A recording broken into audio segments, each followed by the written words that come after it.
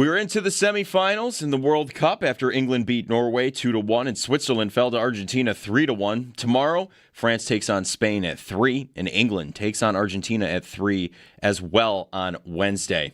Peyton Krebs has his arbitration date per Puckpedia set for August 1st.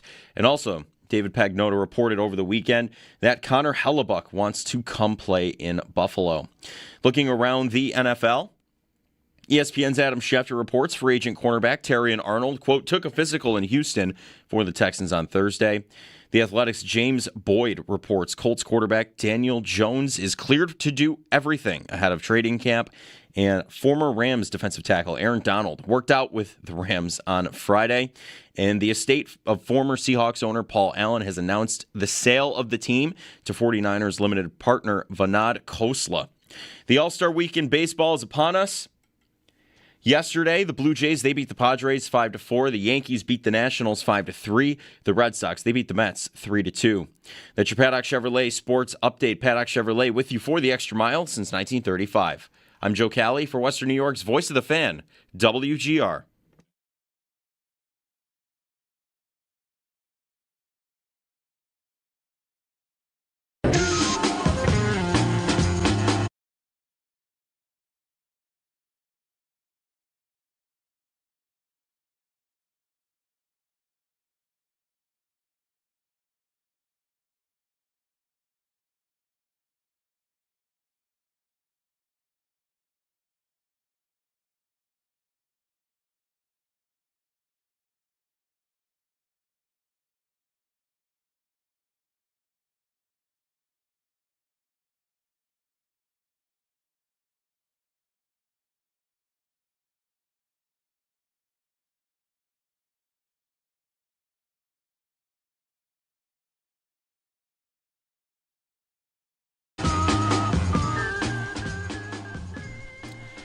Hey everybody, what's up?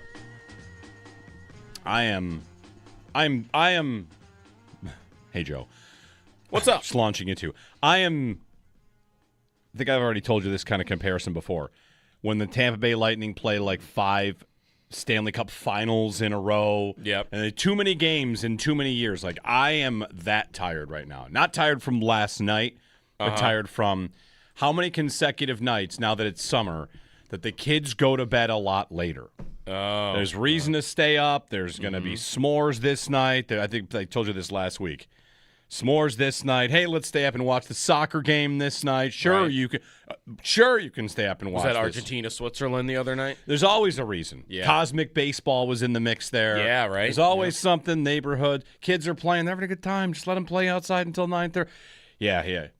And Yeah. I regret to inform myself that as I thought today, like, all right, tonight it's going to be a nice, calm night. And it's like, the home run derby is on at 8 o'clock, and that'd be pretty cool. Got to draw the line somewhere. Kids, you want to watch I guess you don't have to, the home run derby? Like, come on, the derby when you're a kid is the coolest thing. Yeah. Do So you think the they could derby's just tonight. be saying yes to all this? Like, this is another ticket to Yes. staying up late. Oh, yeah, they're definitely winning. Like, even if they're not interested in the home run derby. Like, well, the home run derby means I can stay up till 10. Exactly, because Yeah. the offer is always, do you want to go to bed or watch this? Okay, we'll watch this. Right. Yeah, what is this? Rarely, I feel like, would they ever. How's this work? You would ever get them to pick the bed option there. Would they pick? I almost said curling, but we like curling, so Some movie from the 80s. yeah, some 80s. Like what? What's the arm wrestling Sylvester Stallone Over movie? the Top. Yeah. You want to watch Over the Top, or do you want to go to bed? I mean, listen, when I was a kid, not nearly. I did pretend to be sick at school one day so I could go home and watch Over the Top. Unbelievable. It was on HBO, and I went home sick to watch the movie. That's ridiculous. You didn't ever pretend to be sick to go home to play video games, to do something like, Sure. oh, man, I just want to go home and play video games. I was hooked on Smokey and the Bandit as a kid, and I did the same thing. There you go, I look played at that. hooky to go watch Okay. that movie. Yeah. I think I faked one day because I really wanted to go home. I can't remember which game it was, but there was some Star Wars video game that I really wanted to go home and rip up. And Yeah. I Star Wars Battlefront 2? Yes. Oh, That's yeah. exactly Of course. what it It's the was. one. That's the one. It's the one. Everybody knows. Oh, man. I spent 8 hours on that thing. Kids don't pretend to be sick. That said, I think I pretended to be sick once to watch the NHL trade deadline. Maybe multiple times, and then they did nothing, which shocker. Yeah. Right. No, one of those years might have been the Cody Hodgson, Zach Cassian year. Okay, there might have That's one also, year. That's there also might the have Gostad year. Gostad for a first. been. Yeah, there 1 year it actually paid off. Yeah, I think that was the year. Meanwhile, in today's age, you probably can't get away with it because they're shooting you with the the little tempo scale. Yeah. Like, you're totally There's fine. no holding it up to the light bulb anymore. There's nothing. There's Not nothing. that was before my time, I think, too. I'm not the even light sure bulb if that's what we did. We even have control of our own thermometers?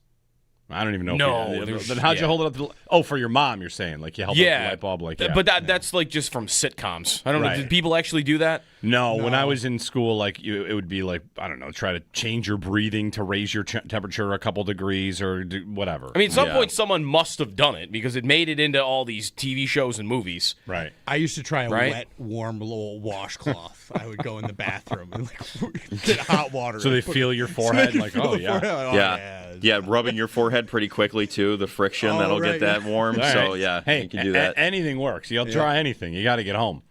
Anyway, it's summer vacation, so nobody has to do that now. Right, yeah. Can't rub your forehead too many days in a row or you're just gonna make it all red and dry. Your parents will be like, what are you doing? Gonna be here? blistered What's up. with your Yeah. forehead, dude? Yeah.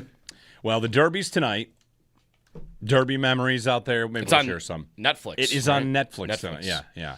And they're doing it the old way, which makes me want to watch it, where there won't be a clock. It'll just be guys smashing homers on the pitches that they like. Right. Sit, take a pitch. It's if it makes any sense here, more baseball-y, more traditional baseball. Guy at the plate, waits, ball comes in, doesn't like that one, bang, hits that one. Mm-hmm. And I'm sure everybody thinks the thing they grew up with was the best thing, but I loved the Derby when it was that. How many swings? How many outs?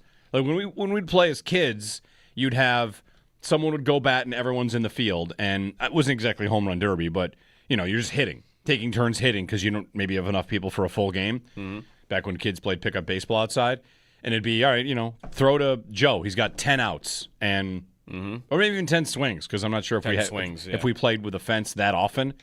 Whenever we did, it was kind of a special occasion for us. Yeah, get onto a field that has a fence. Otherwise, you're just out in a field, kind of.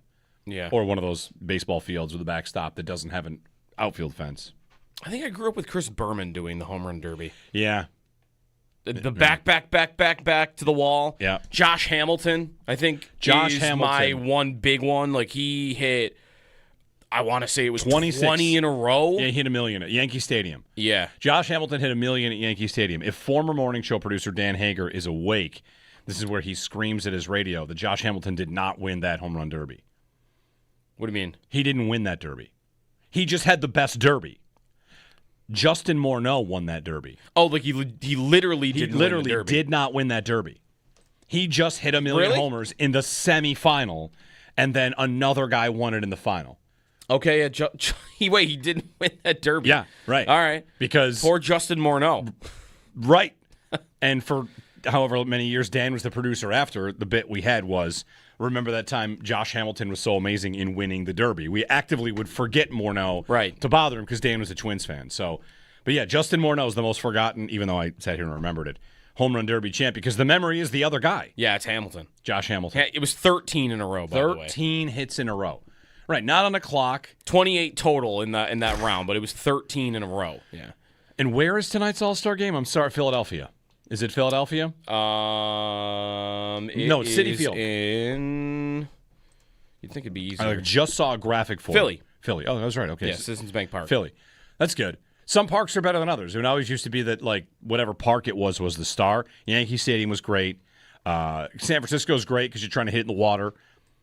Right. Baltimore, this is how far back I go. 1994? You're born in what year? 96? Right? 96. 96. 95. I was reading. I'm pretty sure the Baltimore The year home run 96. derby, Ken Griffey Jr. hits the warehouse. That was the big one. That was like the moment of my childhood as a home run derby enthusiast. He hit the warehouse outside in right field. So that's another big one. Fenway was amazing because I think that's McGuire and Sosa keep launching balls onto the actual street. Yep. Lansdowne Street. That Lansdowne Street. So the year that they're also like battling back and forth, or is that a different year? It's probably that year. Okay. Yeah, I mean that would make sense. And the Derby for a long time would also deliver, the best hitters people always romanticize how the dunk contest used to be Jordan and all that, and that is true when he was young. But for a long time, the home run derby, you would get, pretty big stars. So, Can you name any of the last 5 home run derby winners? no. How far back do I have to go before winners? Justin Morneau. So it is that far back? It's Justin Morneau. 2008, which, by the way, that is the most watched home run derby of all time, according to this. And it's funny that nobody would remember the guy who won it. Yeah, people do not. I mean, some do, of course, Sure. Nerds like me. But the most memorable stretch, of course. I could have told you that one. Well, I guess I got it wrong. And then the year after, because I remember when Prince Fielder won it. Okay. At St. Louis. In St. Louis, so he wasn't on St. Louis. I'm trying to think of other parks I could remember. I remember the parks more than I remember who would have won. It was at Angel Stadium the year after that. Ortiz won. David Ortiz. Chase Field. Okay. Robinson Cano. Kauffman Stadium. Prince Fielder again. Citi Field. Target Field. Cincinnati. San Diego. Marlins Park. Who were some of the winners for these? Cespedes twice. Frazier. Stanton. Judge. In 2017. Yeah, Judge makes sense. Bryce Harper at Nationals Park. Yeah, okay. Pete Alonso twice. Juan Soto. Vlad Guerrero Jr. And then the last 2 years was Hernandez and Cal Riley. It's funny, you want a hot take, and this is 6 a.m. on a Monday. Josh Hamilton hitting 28 home runs in the semis and then losing to Justin Morneau. Yeah. Would be if, the Bengals and Chiefs played immediately after 13 seconds. Yeah. People would think that the Chiefs won the AFC. People do remember. Right. I hear on not Buffalo or Kansas City podcasts, National Football podcasts, that game gets referenced. For years, every time I hear it referenced, it's referenced as it was the AFC Championship game. People remember that game as the AFC Championship game. And either they're not corrected or it's that wasn't the when they are corrected, it's a stunner to them. Well, that's what it wasn't the AFC Championship. That's kind of what the Derby is, right? You get these 3 rounds back to back to back, and yeah, what do you remember the most? The semifinal was amazing, and 10 years later, it's Josh Hamilton, how about it? What a guy! So tonight, the Home Run Derby is back. That's exciting, and then tomorrow the All-Star Game, and we're also off from the World Cup until the semifinals begin. And we get rolling with the Final Four that everyone predicted. Tomorrow at 3, you got France and Spain. Yeah. This is pretty much. Spain was one of the 4 for sure. Yeah. I am far more excited for the other game. England, Argentina. Yes, far more excited. And of course, watched all the games over the weekend, as many of you probably did. France and Spain tomorrow. England, Argentina at 3:00 on Wednesday, and then off to the final itself, which will be the 19th. Argentina, who somehow was in the semifinals, and I feel like they haven't really looked great in any game yet so far. No, that's right.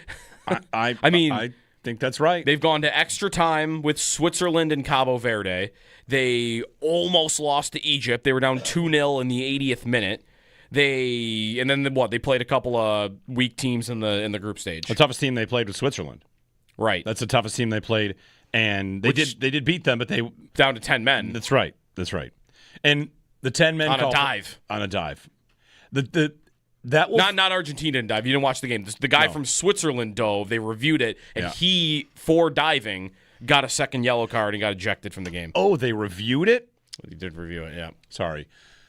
That call for me. If you weren't watching this game, it's fine, and we won't spend too much time on it. But if ever there is a great example of you call something, but wait, don't call it in that moment.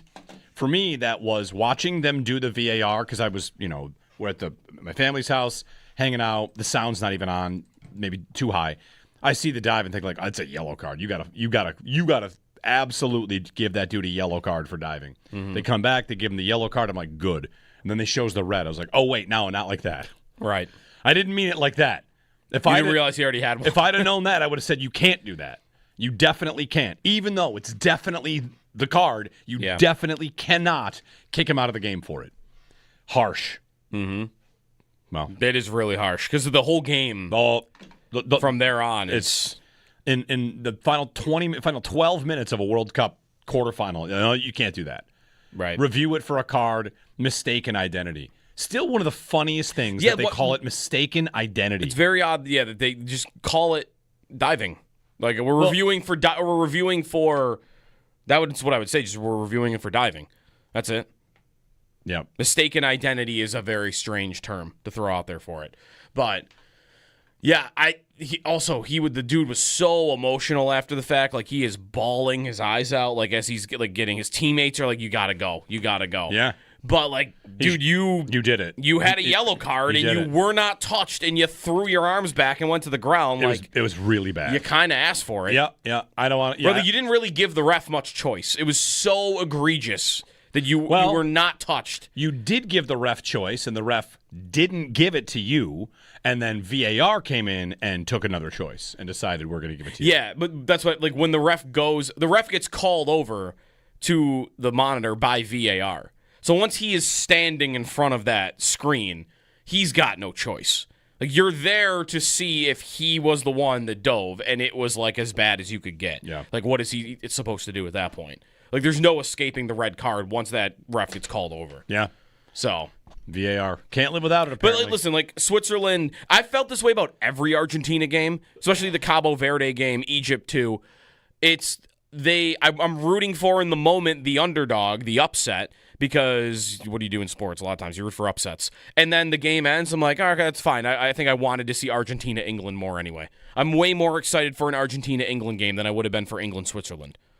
Or that I would have been for Egypt in England. Same. So it's like I want the upset in the moment, and then the day after, it's like, no, okay, I'm glad that Messi continues on against England, because that's awesome. Yep. And again, like, That game's Wednesday. there'll be plenty of people that complain about soccer flopping. It is the sport that actually punishes it.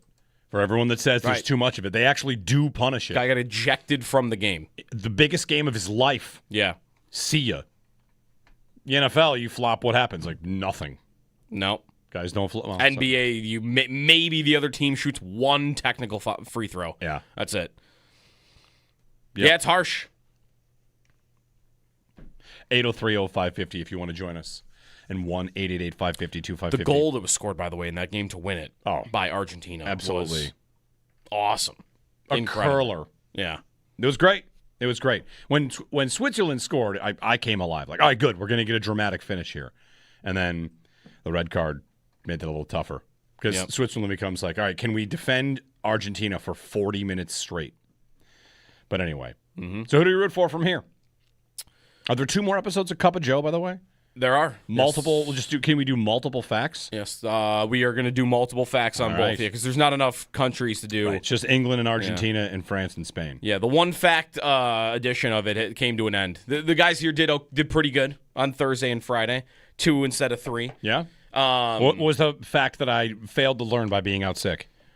Was the best fact? You missed. What did he miss? That Belgium served table beers at school cafeterias until the 90s. I probably would have bet that. Only 2.5% alcohol. Fair. Spain had the oldest continuously operating restaurant in the world, and the flame has been running the whole time. Okay. Right. It's a 300-year-old flame. Yeah. What else did you miss? What was the Switzerland? There was a Switzerland Switzerland one on was Friday. Sundays are for total peace and quiet. It's illegal to mow your lawn, wash your car, drilling, hammering, vacuuming. Yeah, you're not allowed. No hammering. No. No, yeah. No projects We caught on you with a Sundays. hammer. You are They in call the trouble. cops. I think Sven's hammering over there.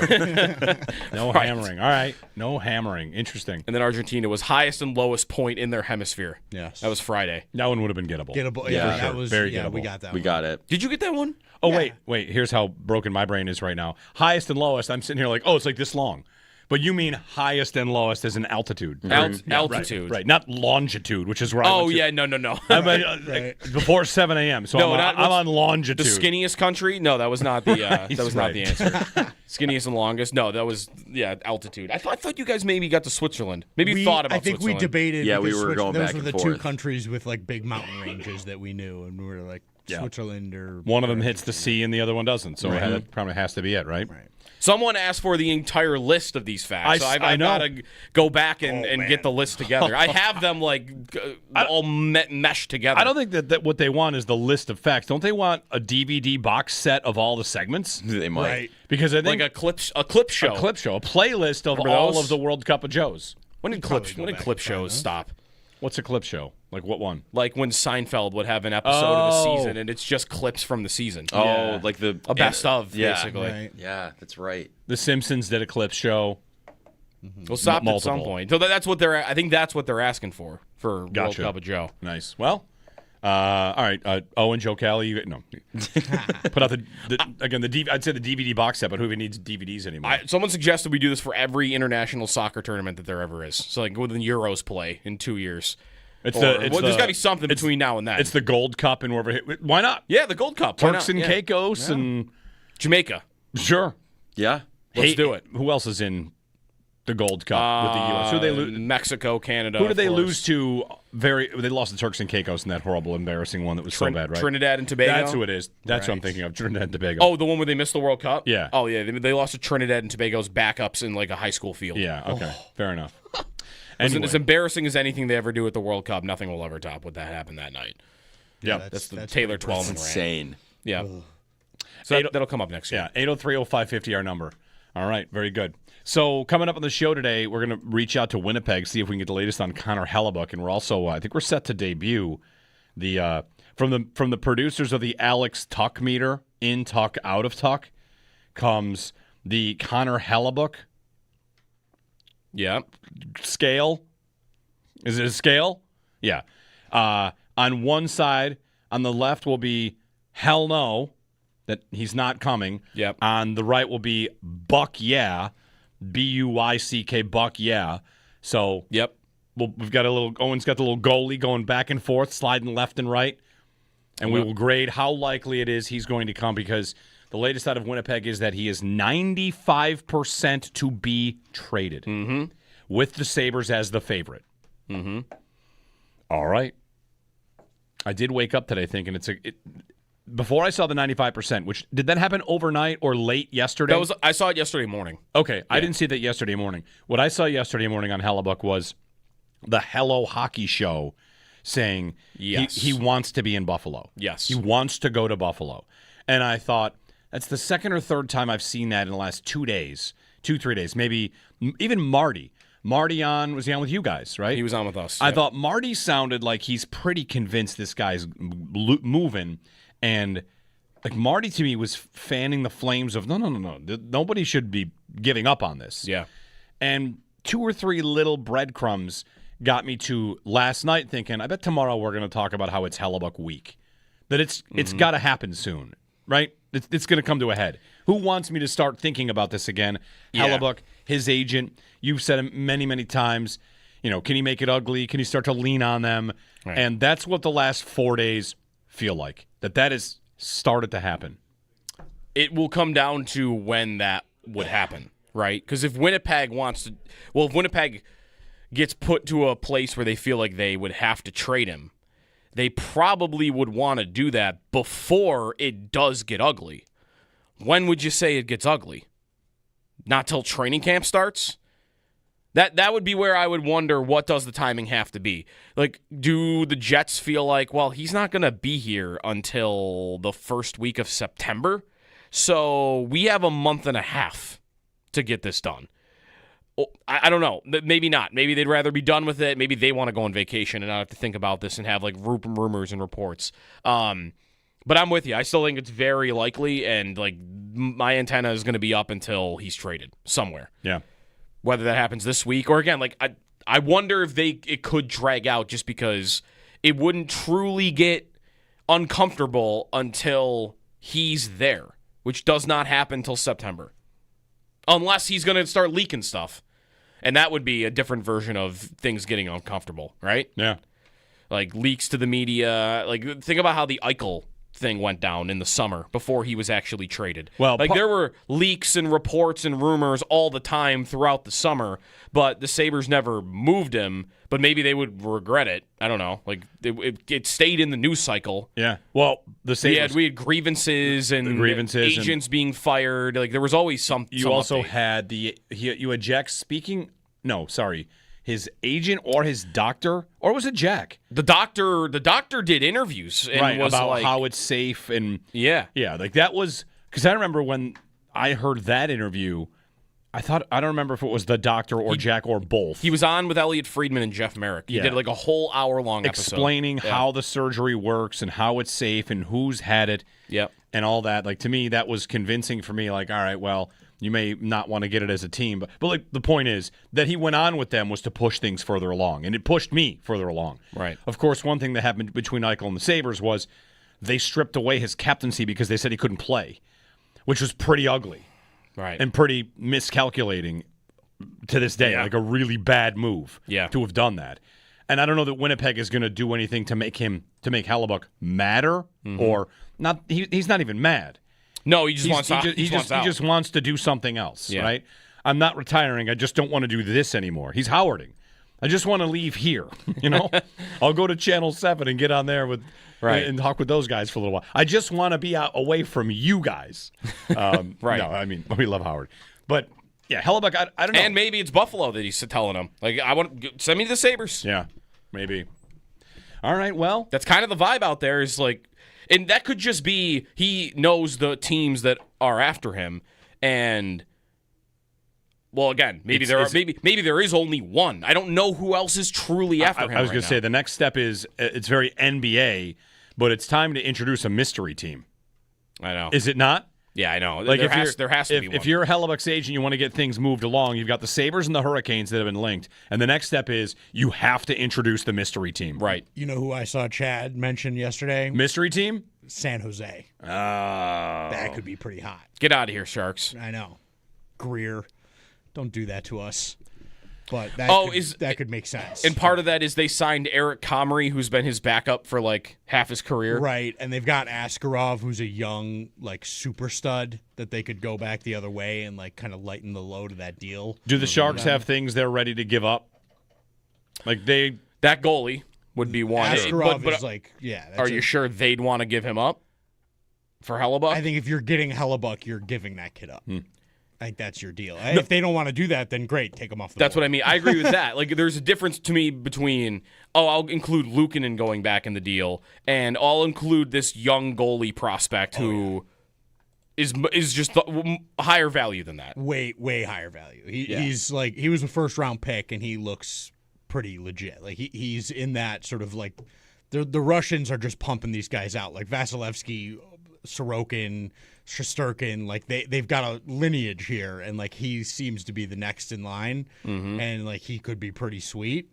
But I think if you're Winnipeg, you're demanding like, okay, if we're doing this, you need to give us a goalie, kid. Right? And like that's going to be our best option of anybody we could possibly get to replace Hellebuck. That would be our best bet, and then you pair him with Skinner next year, and you're like, there you go.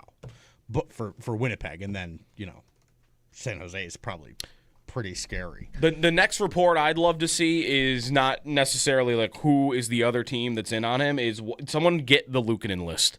That's what I want the next report to be. We have the Luukkonen list and Winnipeg's not on it. Right. That's what I would like. I wonder if that's the roadblock that we're running into right now. That like Chad is quieting the noise out there. Like there's something there that is blocking them, and like I wonder if that's what. But we're 13 days past the point that his 5-team list kicked in. If Winnipeg was on it, wouldn't someone have just had that by now? Like, hey. Stop like someone even from the organization, either of the organizations, or Luukkonen's agent, like somebody. The answer is yes. Like just hey, you guys can stop fanning this flame because it's already over. Like they're on the list. He's not going there. I guess they could say that, but here's the problem with doing exactly that. The two parties that would know would be the Sabres and his agent, right, and maybe the Jets, and none of the three want us to know that he killed the deal. Right. Nobody would want that. No. The Jets wouldn't want to make it seem like someone didn't want to go there. They couldn't get their deal done. That's a good point. Luukkonen's agent wouldn't want him to be a villain, and neither would the Sabres. You're right. No one's motivated. If anything, to do it. that is locked up. Yeah, that if there's one thing that these two sides right now can agree on, and it doesn't seem like they can agree on much, it's probably let's not let anybody know. Nobody wants us to know that, which is probably why we all just deduced that that's probably what happened. Probably. All right, we're going to break it. 803-0550. All right, we're back. We're back. We're back. We're back. Buck, yeah. We got the graphic ready. We got to get a song. We got to get Nick Mendola on the World Cup semifinal preview. He's going to one of the games. I haven't found out which one he's going to, but I think he's going to one of these games. Also later today, there are leaked Madden ratings that I have for you. All right. Steph. Bills fans will be happy. Okay. Leaked Madden ratings. Stephon Diggs says he's better than any wide receiver 2 in the league. Saw that. He's probably not that wrong. That might be like... He's not totally right, but he's not... I would say he's not totally right, and he's not that wrong. He's more right than wrong. Doesn't he have to be 100% right to be right, though? Fair. He said, I'm better than all of them. Well, no. Not all There's like of them. 4 or 6, maybe. It all depends on your definition of that. Anyway, 803-0550 to join us. 1-888-550-2550. Hellebuck season, maybe Hellebuck week. We could just call it that. Like Shark Week. Like Shark Week. Yeah. It's Hellebuck week. All right, there we just did it. Jeremy and Joe on WGR.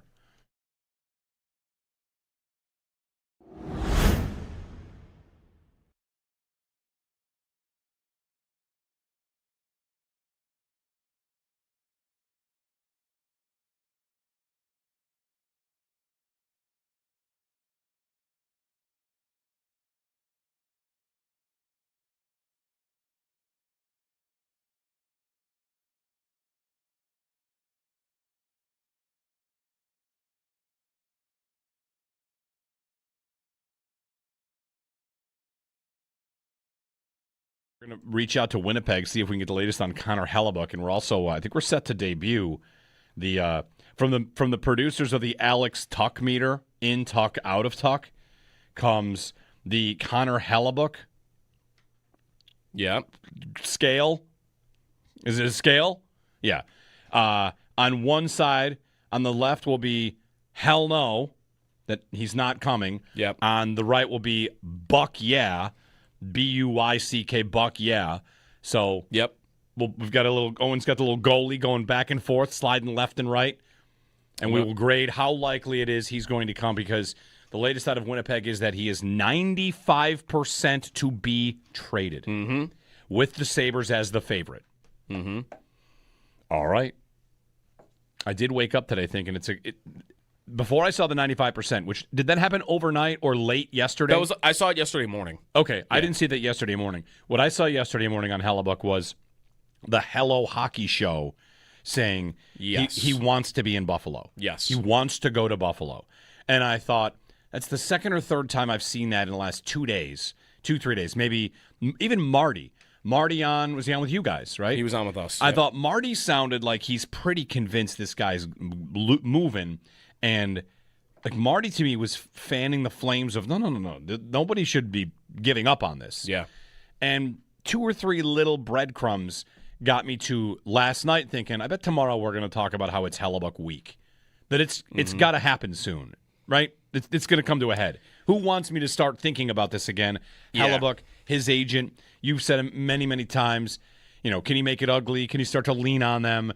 Right. And that's what the last 4 days feel like. That has started to happen.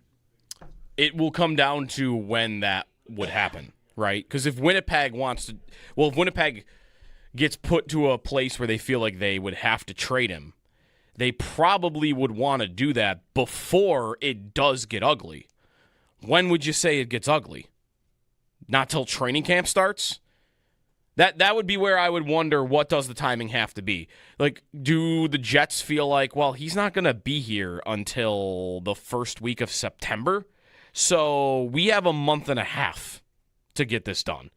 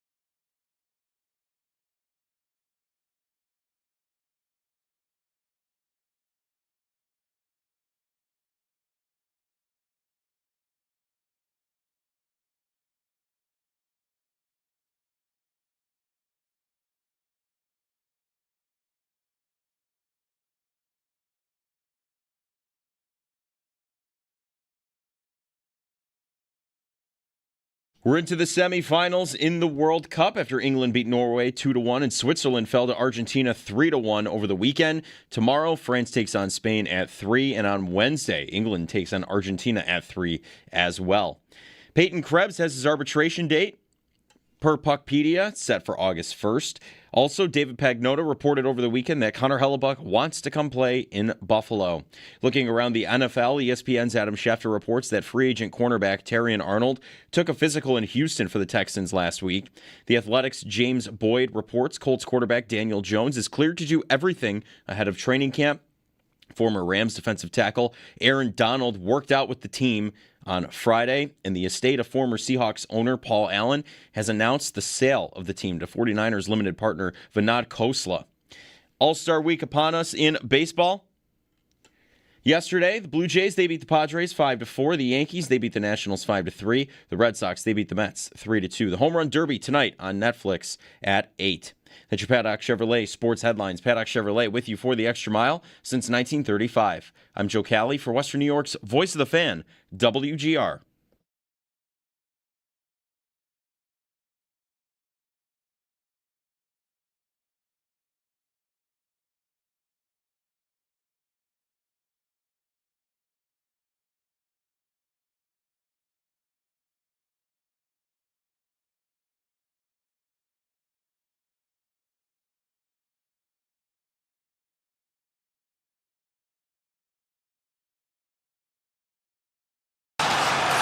It's Marner. Marner drops the net. Oh, Taves had a wide open goal. Let's take a look.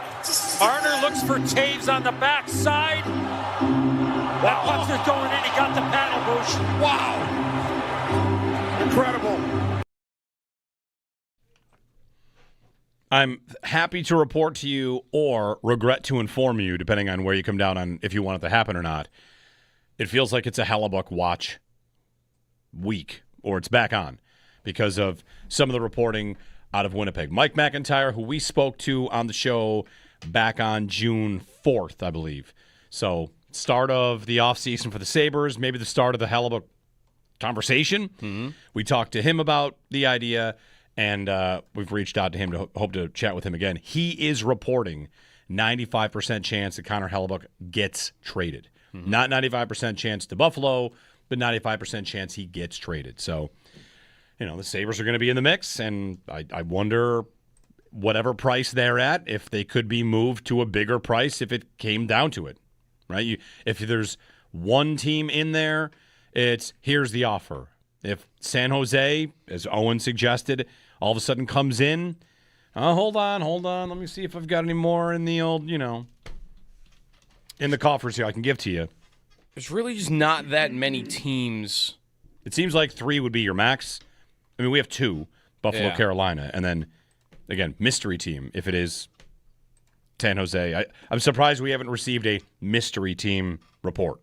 Yeah, just going through who the starters are around the league, how many teams would think, okay, yeah, we could use an obvious upgrade in goal.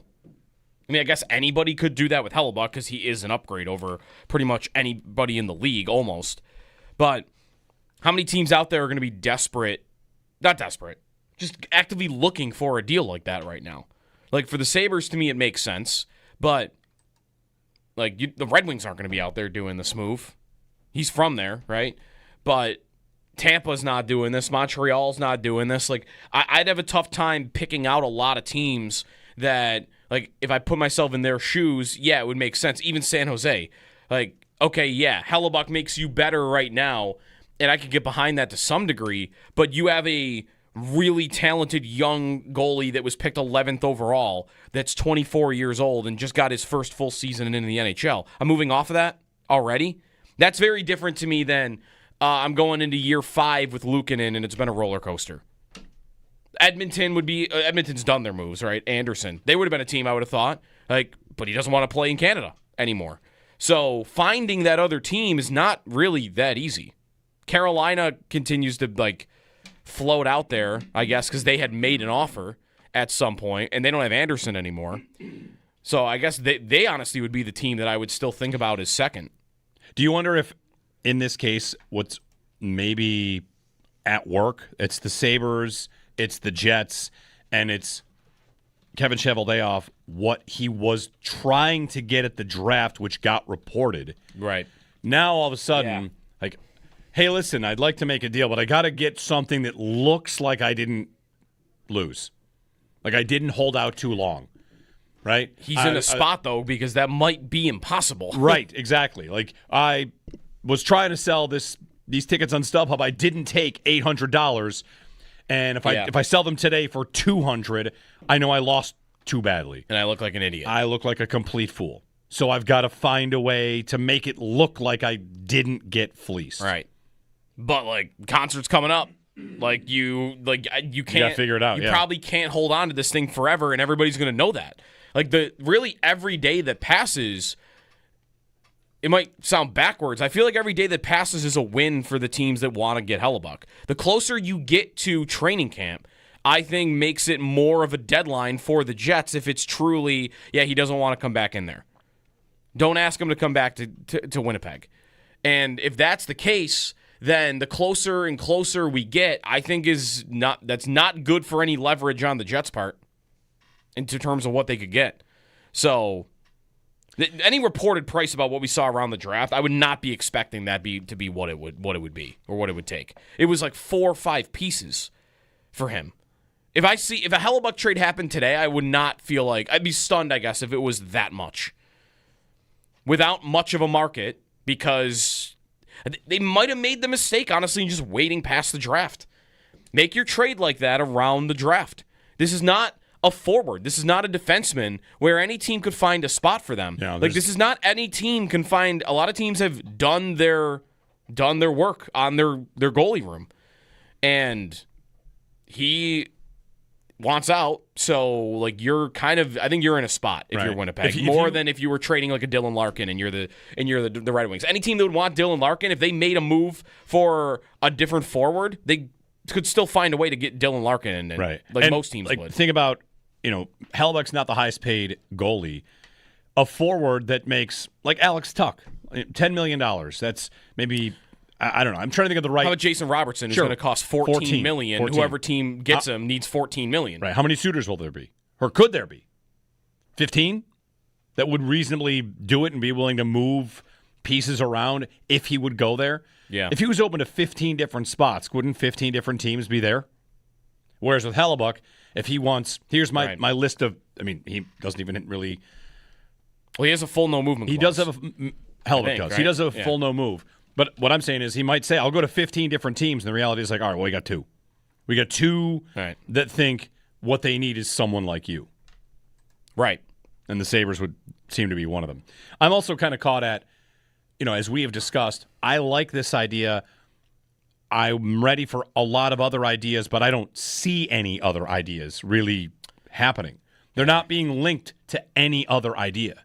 Right. They're not linked to Larkin. There's no, wait a minute, Larkin would maybe consider Buffalo.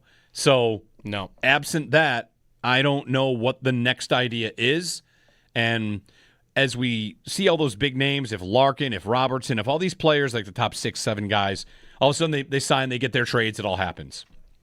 Is the Sabres fan that's on the fence about Hellebuck feeling a little more of, all right, I guess if the only move you can make is this one, then go for it. So, 803-0550. I was in the arena for the first time since watching an overtime Game 7 loss. Yeah? Yeah. Monster trucks. Monster trucks. Monster trucks. You better, different version of monster trucks? A different one than the one we went to back in March, February? Okay. January? Whatever it was. Yeah, different version of monster trucks. So I've seen 2 overtime losses and 2 monster truck shows in that building in the last year. 803-0550 is our phone number anyway. I'll give you the review if you want it. I'm interested. Yeah? There were you want to know which Hot Wheels, which truck won the Champions Cup while we were there? Yes, I've been ditching to know. I had one of them on the money line. Yeah? Which one? I don't know Hot Wheels cars very well.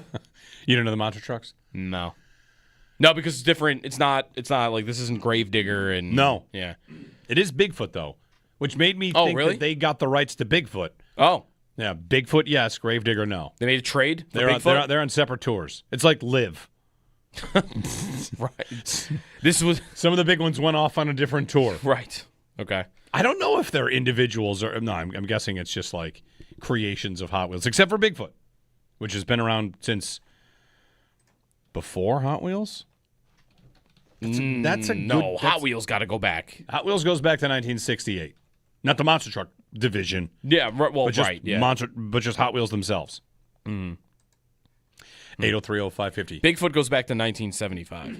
Okay, should have known that. So that's a long storied career there. You want to know why I should have known that?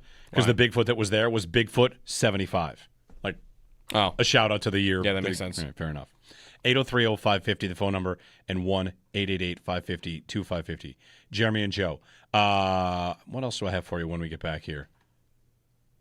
A quick thing on England, and maybe you've seen like the craziest old take exposed out there about Jude Bellingham. The guy that wrote in the paper that the one guy they should leave home is Jude Bellingham, and he's like been the that most. guy. Yeah, And he's been their best their player. most important player. Yeah. I've got a secondary take on that, among other things. All right, 8030550. Tony has a thought on a different goalie. All right, Tony, we'll get to that thought on the other side. Jeremy and Joe on WGR.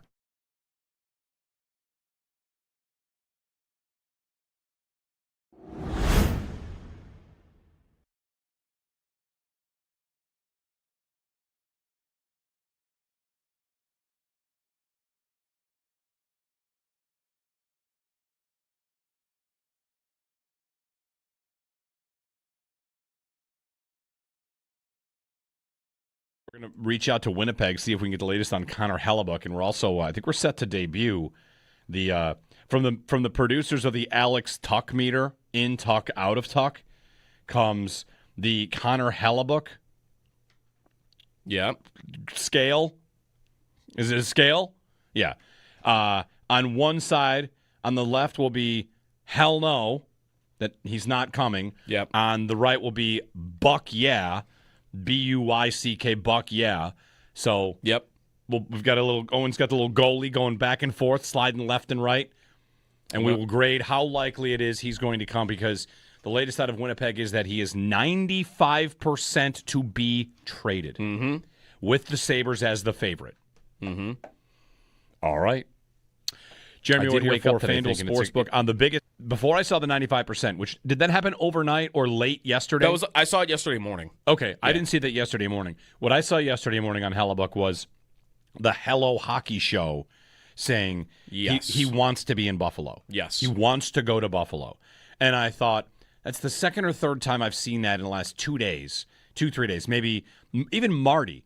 Was he on with you guys, right? He was on with us. I Yep. thought Marty sounded like he's pretty convinced this guy's moving, and like Marty to me was fanning the flames of no. Nobody should be giving up on this. Yeah.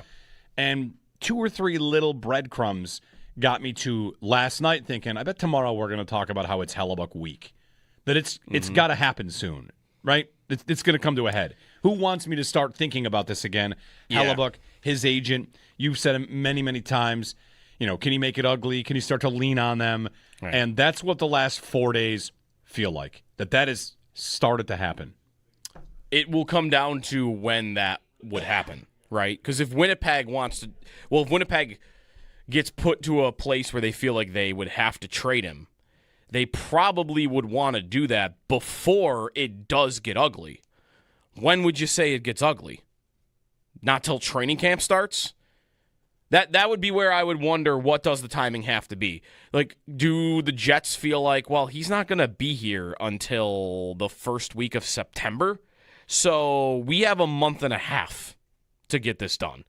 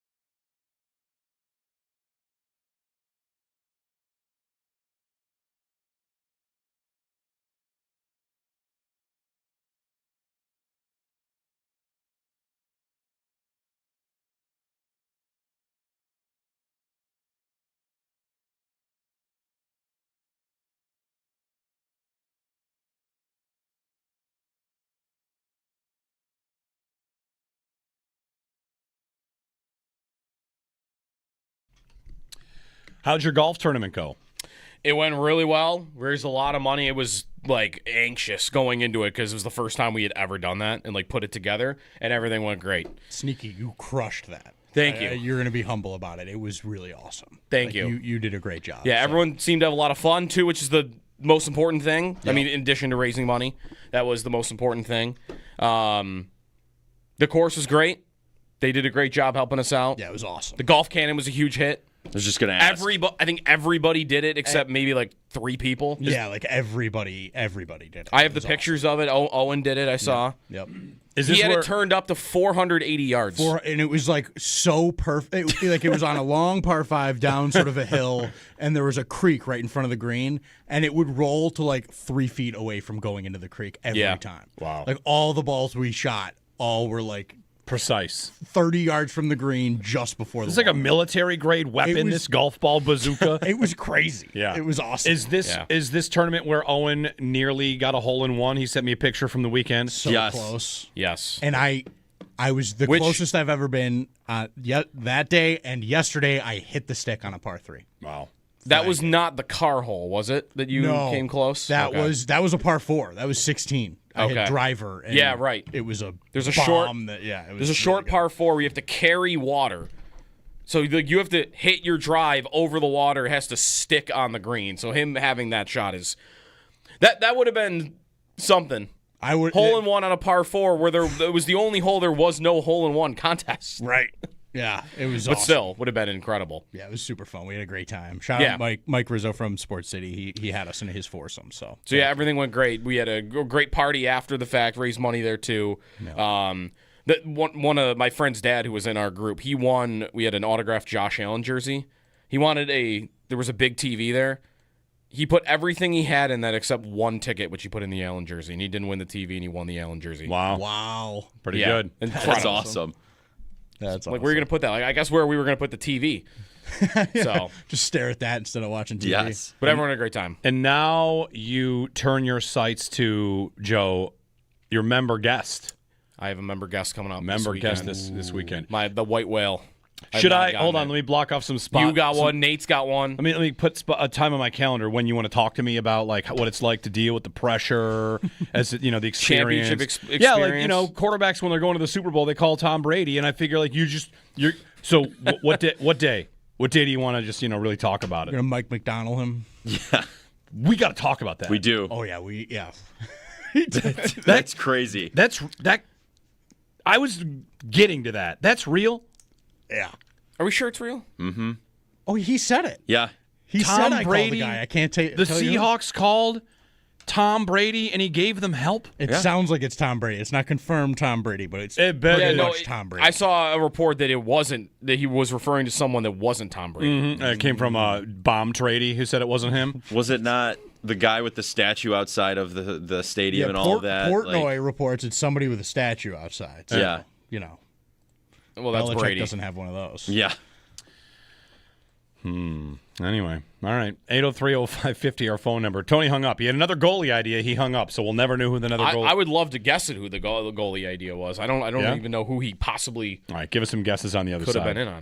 Jeremy and Joe, I have a quick Joe Brady conversation for you. I saw something over the weekend about Joe Brady. Would like to bring up as we're now like 16 days from the start of training camp. It's going to be 2 weeks from Wednesday. Getting closer to our first look inside the Bills stadium as well. Family circle, the Bison, the three of them, they're there. It's complete. Yep. Looks great. I drove by it. They're huge. Huge. Good. Yeah, they're huge. Very good. Jeremy and Joe on WGR. We're going to reach out to Winnipeg, see if we can get the latest on Connor Hellebuck, and we're also, I think we're set to debut the from the producers of the Alex Tuck meter, in Tuck, out of Tuck, comes the Connor Hellebuck Yeah. scale. Is it a scale? Yeah.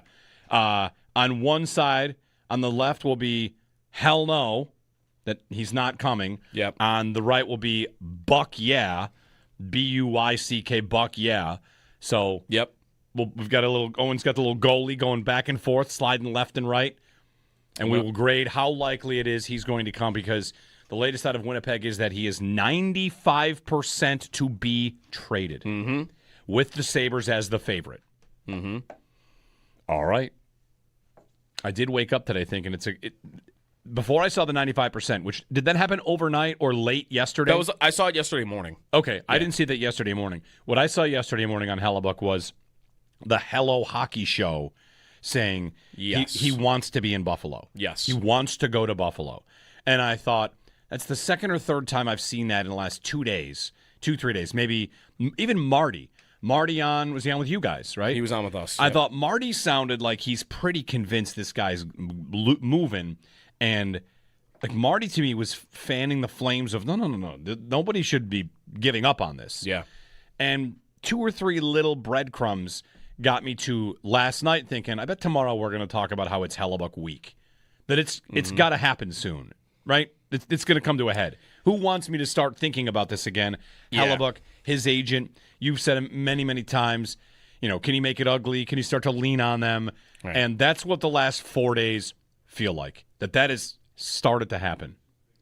It will come down to when that would happen, right? Because if Winnipeg if Winnipeg gets put to a place where they feel like they would have to trade him, they probably would want to do that before it does get ugly.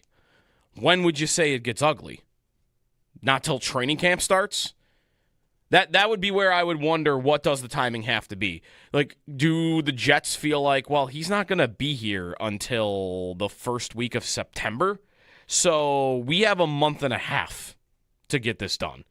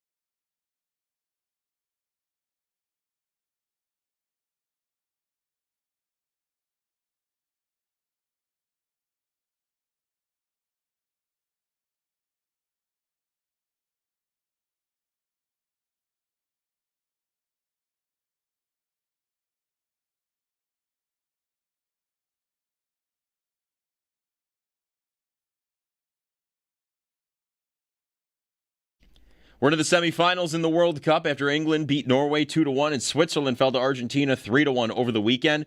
Tomorrow, France takes on Spain at 3, and on Wednesday, England takes on Argentina at 3 as well. Peyton Krebs has his arbitration date. Per Puckpedia, set for August 1st. And also, David Pagnotta reported over the weekend that Connor Hellebuck wants to come play in Buffalo. Looking around the NFL, ESPN's Adam Schefter reports that free agent cornerback Terrion Arnold took a physical in Houston for the Texans last week. The Athletic's James Boyd reports Colts quarterback Daniel Jones is cleared to do everything ahead of training camp. Former Rams defensive tackle Aaron Donald worked out with the team late last week, and the estate of former Seahawks owner Paul Allen has announced the sale of the team to the 49ers limited partner Vinod Khosla. The All-Star week is upon us in baseball. Yesterday, the Blue Jays, they beat the Padres 5-4. The Yankees beat the Nationals 5-3. The Red Sox, they beat the Mets 3-2. Home Run Derby set for tonight at 8 o'clock. You'll be able to catch that on Netflix. That's your Paddock Chevrolet Sports Update. Paddock Chevrolet with you for the extra mile since 1935. I'm Joe Cali for Western New York's Voice of the Fan, WGR.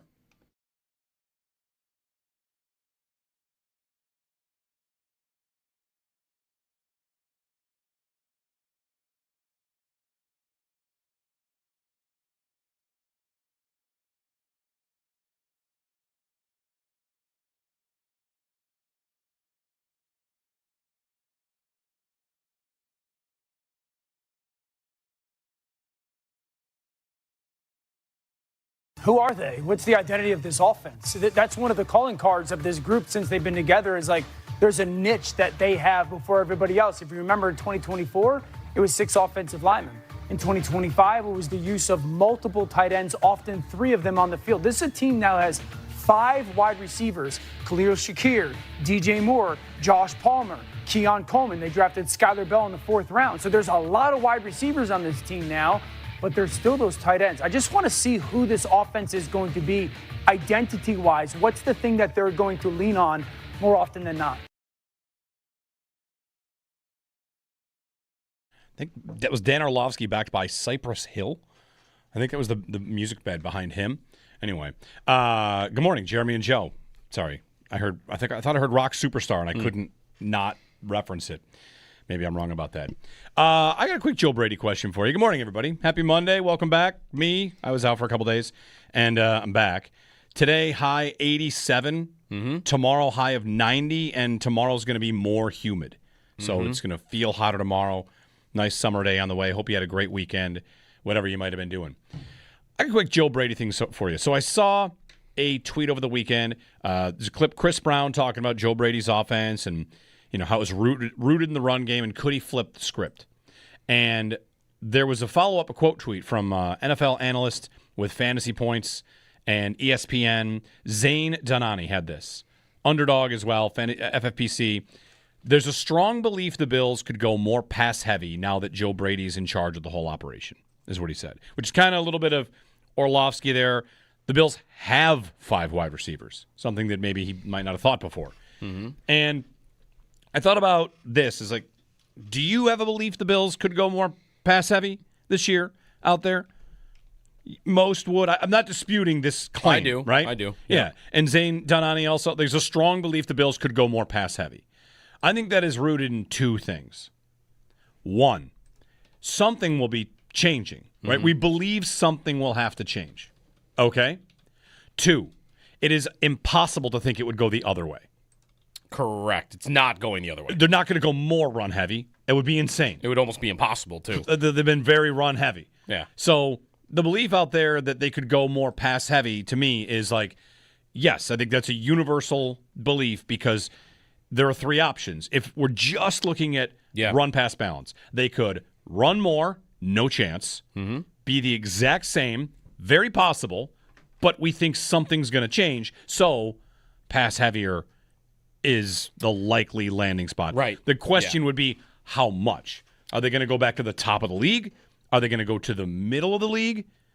I think it could be a lot. I think it could be to the point where they are. I imagine they're not going all the way up to like number 1 or number 2 in this department, but could they enter the top 10 in how often they're throwing the ball when they're in a neutral situation? I think that is. Because it's hard for me to figure out the math of it otherwise. Like, the Bills have 56 vacated targets from last year. That is not a lot. That's painfully low. Gabe Davis, Elijah Moore, Brandon Cooks, if he doesn't re-sign, He said he wants to. And Curtis Samuel. Like, that is 56 targets that you have available from last year.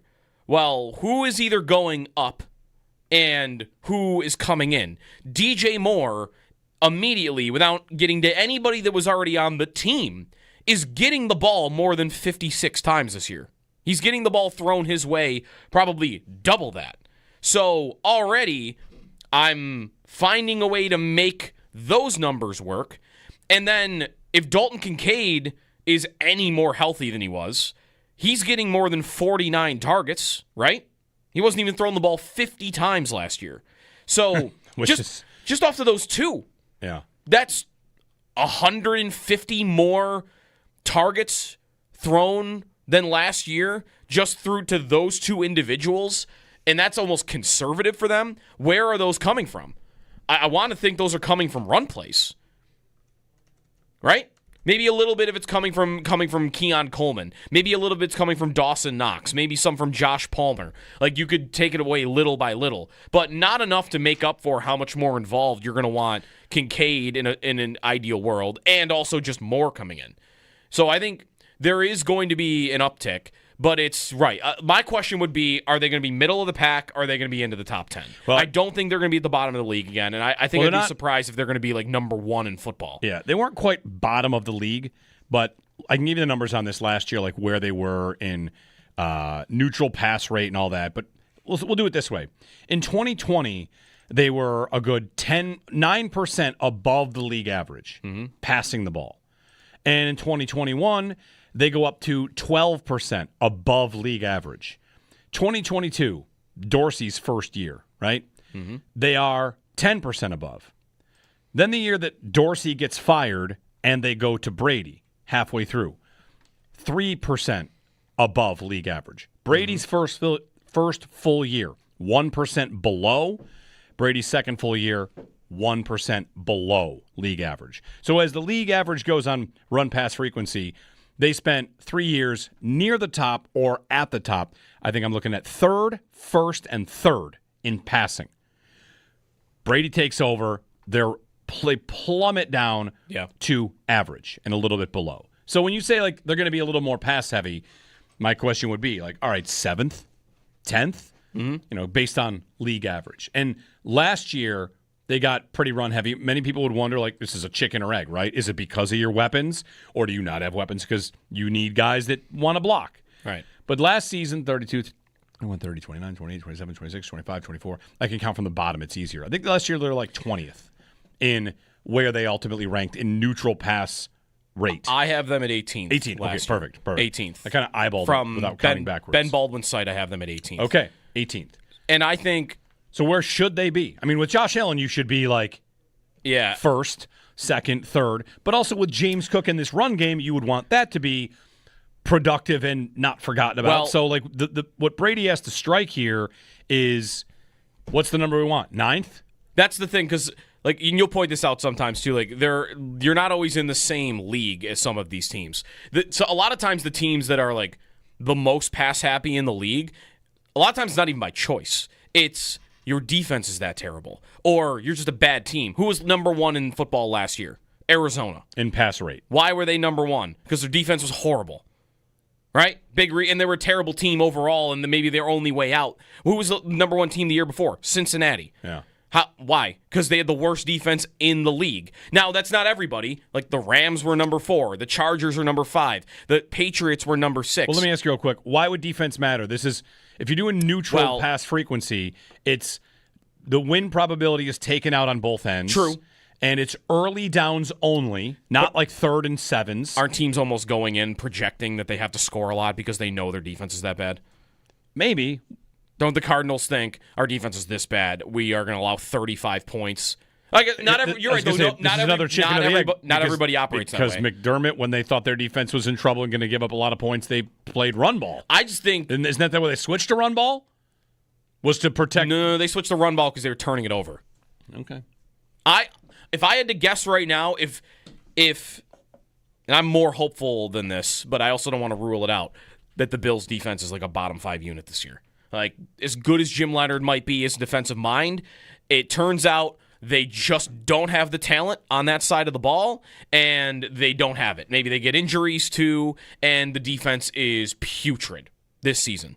If that were to happen, I think I'd want to predict they're going to throw it all the time. They'll dig their way out with their superhuman quarterback more than they would do it running the ball. That's what the Bengals have done, and it hasn't really worked, but it's come close to working. I mean, for having the worst defense in the league, and if Burrow had stayed healthy, they still would have been making the playoffs, or they've at least come close. I don't know. Like, that doesn't have to be right, but I think if the defense is bad, you're going to see the Bills' pass rate go even higher. That'd be my guess. I feel like when they went to run ball, it was because Allen couldn't stop throwing interceptions. That's why they did it. And Dorsey, he got fired after they turned it over. The game they turned it over. They didn't give up that many points when they lost to Denver that day. It was a lowish scoring game, was it not? 22-20? What was that game? It's a home game against Denver. They had turnovers for sure, though. There was a Giants night game around that time too. They're down 6-0 at halftime. Yeah, and they ended up winning 13. Was it 13-7? Whatever it was. It was like no touchdowns on the board, and the Giants had like one play at the end. Right, but the Bills had scored like no points that day. Yeah. Anyway, Joe Brady's the head man now. So But it's a good question. I just think more than like how good their defense might be, or even what Brady's mentality would be in a vacuum, look at your personnel. Like, your personnel screams you're going to throw the ball more, because I don't understand how you give DJ Moore the workload that makes it worth trading a second-round pick for him unless you are going to throw the ball more, unless we're talking about throwing 0 targets to Keon Coleman or 50 to Khalil Shakir or Knox. Like, somebody goes away from this offense if they're not throwing the ball more and DJ Moore is still getting a really sizable workload. Yeah, I wonder. I guess that could be Coleman. 803-0550. Yeah, so all I'm getting at is the universally held belief that they will throw the ball more, that we'll have to actually we'll have to see it happen, right? I'm going to crown them as they're definitely going to do it. It's everybody thinks they will because there's no alternative. If they don't change anything and they remain league average and neutral pass rate or below it, won't we wonder what's going on? Then I guess the only change would be that it was the McDermott-ectomy and they're changing on defense. But why do we think they're changing on defense? Well, they got a different coordinator, of course, and new pieces. But again, it's the same kind of idea generally, which is, well, they made changes. Things must be different. Every team thinks they're going to change, at least to some degree. Tony in Stony Creek. Hey, Tony, good morning. Hey, fellas, good morning. How are we doing today? Good. Yeah, so the mystery team, I mean, not that Hellebuck's going there. I'm taking it on a different spin. But Montreal's kind of been quiet, looking after signing their own first before they, dip into the waters, if you will. But one of the guys that's been sort of flying under the radar, not getting much media, is Sammy Montembeault. I just want to know what your take is on where you think he might end up. I can't see Montreal carrying 3 goalies, and they've got some good depth in Laval. So I just want to know what your take is on Montembeault. Yeah, thanks. No, from the Sabres perspective, 0 interest, because to me, I already have a guy like that, and one that had a better season than he did. And I wouldn't know why Montreal's moving off. Sure, he's the most expensive, but you know what they're paying their 3 goalies this year total? Like, they could do the 3 goalie thing. They just were one of the teams that had 3 goalies all year long, and they're paying $5 million to their 3 goalies this year. Dobish's extension doesn't kick in until next year. They're fine. $5 million total in net. Not a bad name to look at because he's the 3rd guy and he makes $3 million, but they just don't have to act on it because the other 2 make less than $1 million. So, yeah, I don't know. I think he's a backup if he got traded somewhere anyway. I don't think he really rates in this department. You're talking about a career save percentage under 900. Yeah, last year I'm sure pulled him under that. Goals saved above expected. Career is a -46. Yeah, he's had one year that wasn't bad. Well, right. and was the concept there mystery team that could get Hellebuck? Because I haven't thought about Montreal at all for him, and that makes no sense because Dobish and Fowler is young and cheap and under contract. They already have the future Patrick Waugh. What are they worried about? Yeah, they're. I would be stunned if Montreal decides to go that direction because they're as well set up in the net as anybody in the league right now with Dobish and Fowler. And Hellebuck wants to go to the U.S. And yeah, right. And they're in Canada and not a place that I think Hellebuck would want to play. I think Hellebuck wants to play here because it's a pretty perfect fit for the kind of guy he is here. Like I was talking about this with my old man last night. Like he is a quiet, sort of reserved. I don't see him being a guy that is like, I need to go play in the big city or I want to go play in Florida. Like he to me is a guy that's like, give me somewhere that likes hockey and I'm good. And Buffalo is about as much that as you could ever ask for. And he's like an outdoorsman and like it fits here.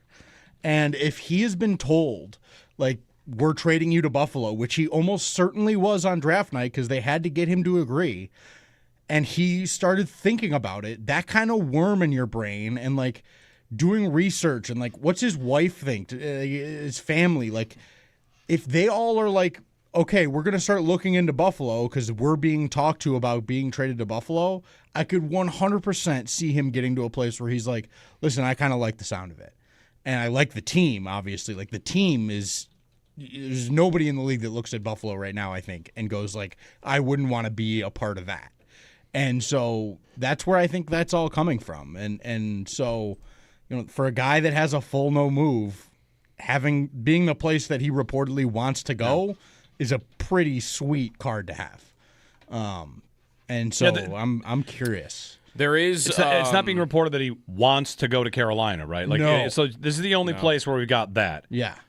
Wife and 2 kids. Yeah, right. Like the research, that's the human side of it that we don't always talk about. But you have to consider in these scenarios, like for a guy that finally got to like, okay, I'm going to leave Winnipeg. I've given everything I have here. What are my options? And the first team that's like early on, it's like Florida and Buffalo. All right, Florida's out because they trade for Markstrom. Buffalo. Yeah. What's up with Buffalo? You wonder how much... I like the sound of this. You know, there's been so much said about like the group chat. You wonder how much Tage being on the Olympic team does work for this. I bet it's big. Right? Like they would have spent a lot of time together. I'm sure they've talked a lot since. And Tage is raising a family here. And right. Is Hellebuck like, what's it like? If Tage isn't on that team, I don't know. Maybe they cross paths and know each other just in USA hockey to begin with. Sure. But probably helps. Absolutely. Just out of curiosity, I went to one of those prediction markets to see, like, are there next team odds on Connor Hellebuck? Like, take them for what they're worth. They're not even quite betting odds. Right. But there is one team listed with the Sabres as, like, a co-favorite that we have not mentioned yet at all. Not Carolina, not San Jose. I'm not sure they've been reported on. New Jersey was there. New Jersey. Okay, yeah. New Jersey's name has popped up. Because the GM is new and aggressive, and they traded Markstrom away. Yeah. So... They have Jake Allen, but... My issue with that is Sonny Mehta is, like, he's the GM. Most progressive thinker, I think, maybe in the league. Like, he's a former poker pro. Like, that's how big of an analyst, like, statistician guy this is. Not that he doesn't also have hockey acumen. Like, he's been in the front office in Florida for years, and is clearly very, well-learned in this world as well. But I would be surprised if a guy with that background thought that trading for a 33-year-old goaltender was his best move. I would be very surprised if that was where he got. Because it's just not the kind of thing that analytics and stats and like that kind of deep numbers game will tell you weighs out as a great idea, despite how great we all think it is and how impactful it really certainly would be to whoever gets him. It's not something that I think tests out in numbers necessarily in a way that would convince a guy like Mehta to do it. Maybe. His franchise is in an interesting spot because hasn't there been like Jack Hughes stuff out there here and there? It's more I think about his brother Luke. I think there's a lot of frustration surrounding him, and then by association it's like, well, he's getting treated well because of Jack. Yeah. And so and there's also the Quinn is supposedly going to sign a deal that's going to expire at the same time as Jack, and it's basically just a waiting game until they go pick what team they want to play for because they're inevitably going to play for the same team. And so I think it's just New Jersey fans understanding that this is not. They're not going to stay. Quinn's probably not going to come there and join them. I don't know if you guys have brought this up before. I wasn't here on Thursday, Friday, but Joe Marino, not our Joe Marino from Locked On Bills, but not the Sabres Joe Marino. Sabres Joe Marino. There's a Sabres Joe Marino. You see what he tweeted 12 minutes ago as an idea? No. He wrote, a Hellebuck trade to Buffalo only increases the chances that Dylan Larkin expands his trade list to include Buffalo on it. Right? I'd agree with Michigan, but just but it doesn't increase the chances the Sabres would want to pay another giant price. Right. I mean, I'm not even against it necessarily because that'd be hot. I mean, Larkin and Hellebuck on the same team. Right. Like, let's go in the cup. But, okay, I've given up probably Oslin, lot. Helenius, and Kulik. Yeah, that's a lot. How are you getting Larkin?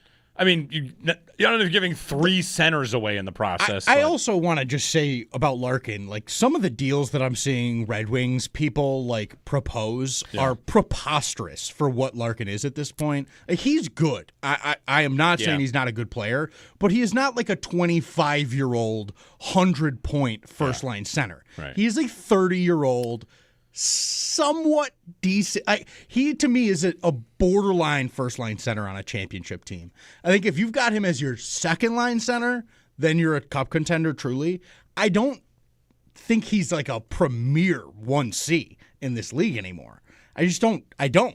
And so the prices I'm seeing are like they're getting crazy. Yeah. To me, like Larkin, I'm not doing anything with Consta for Larkin. I wouldn't even do that 1-for-1.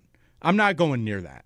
I would give you a couple of picks and maybe one of the prospects below that, but I'm not getting into like Osland, Helenius, like any of that business really. Like maybe I'd think about Kulik just because of the injury history and like you don't know what it is, but even that I would feel maybe a little. I would do that, but still, like I just the price looks a little crazy and whatever. He wouldn't be the guy I would really think about seriously anyway. I mean, what Marty said with us, Marty Baran was on with us on Friday, that he said that I thought made a lot of sense was a Hellebuck trade increases the odds Patrick Kane is coming here. That I think is we're just putting together Team because USA. If I am trading Jack Quinn or I'm trading whoever, a forward, McLeod, doesn't matter, in a deal to get Connor Hellebuck, then there's your opening for a 1-year Patrick Kane signing. And right, Team USA element to it. I don't know. I mean, they've played on teams before together. Yeah. So I think trading the assets to get Larkin and Hellebuck, while exciting, I don't think is likely. But signing Kane to a 1-year deal after a hole has been created because I traded a forward or 2 forwards to get Hellebuck, like to me, that's the more likely idea. I agree. I think to me, the biggest reason we don't have Kane in Buffalo already is they just don't have the room to fit him in, and he doesn't want to sign with a team that he won't have a spot with. And I think he's just kind of waiting, like, are they going to make some room for me here? Because it sounds like they might, and if they do, I'm in. I would expect. And that would I think that would happen. If they trade for Hellebuck, there's almost no way they're trading for Hellebuck without 1 or 2 forwards going in that it's deal. At least one of McLeod or Quinn. The 2 things Winnipeg reportedly wants more than anything is a second-line center and a second-line winger. Yeah. Right. Like, I have both of those things. If I could give them 2 of them or 1, but there is a forward going back in that trade if it happens. 803-0550 is our phone number. When we return, NFL executives have ranked the top 10 quarterbacks. Jeremy Fowler's latest series about the top 10 players at each position. Where does Josh Allen land? We'll get to that next.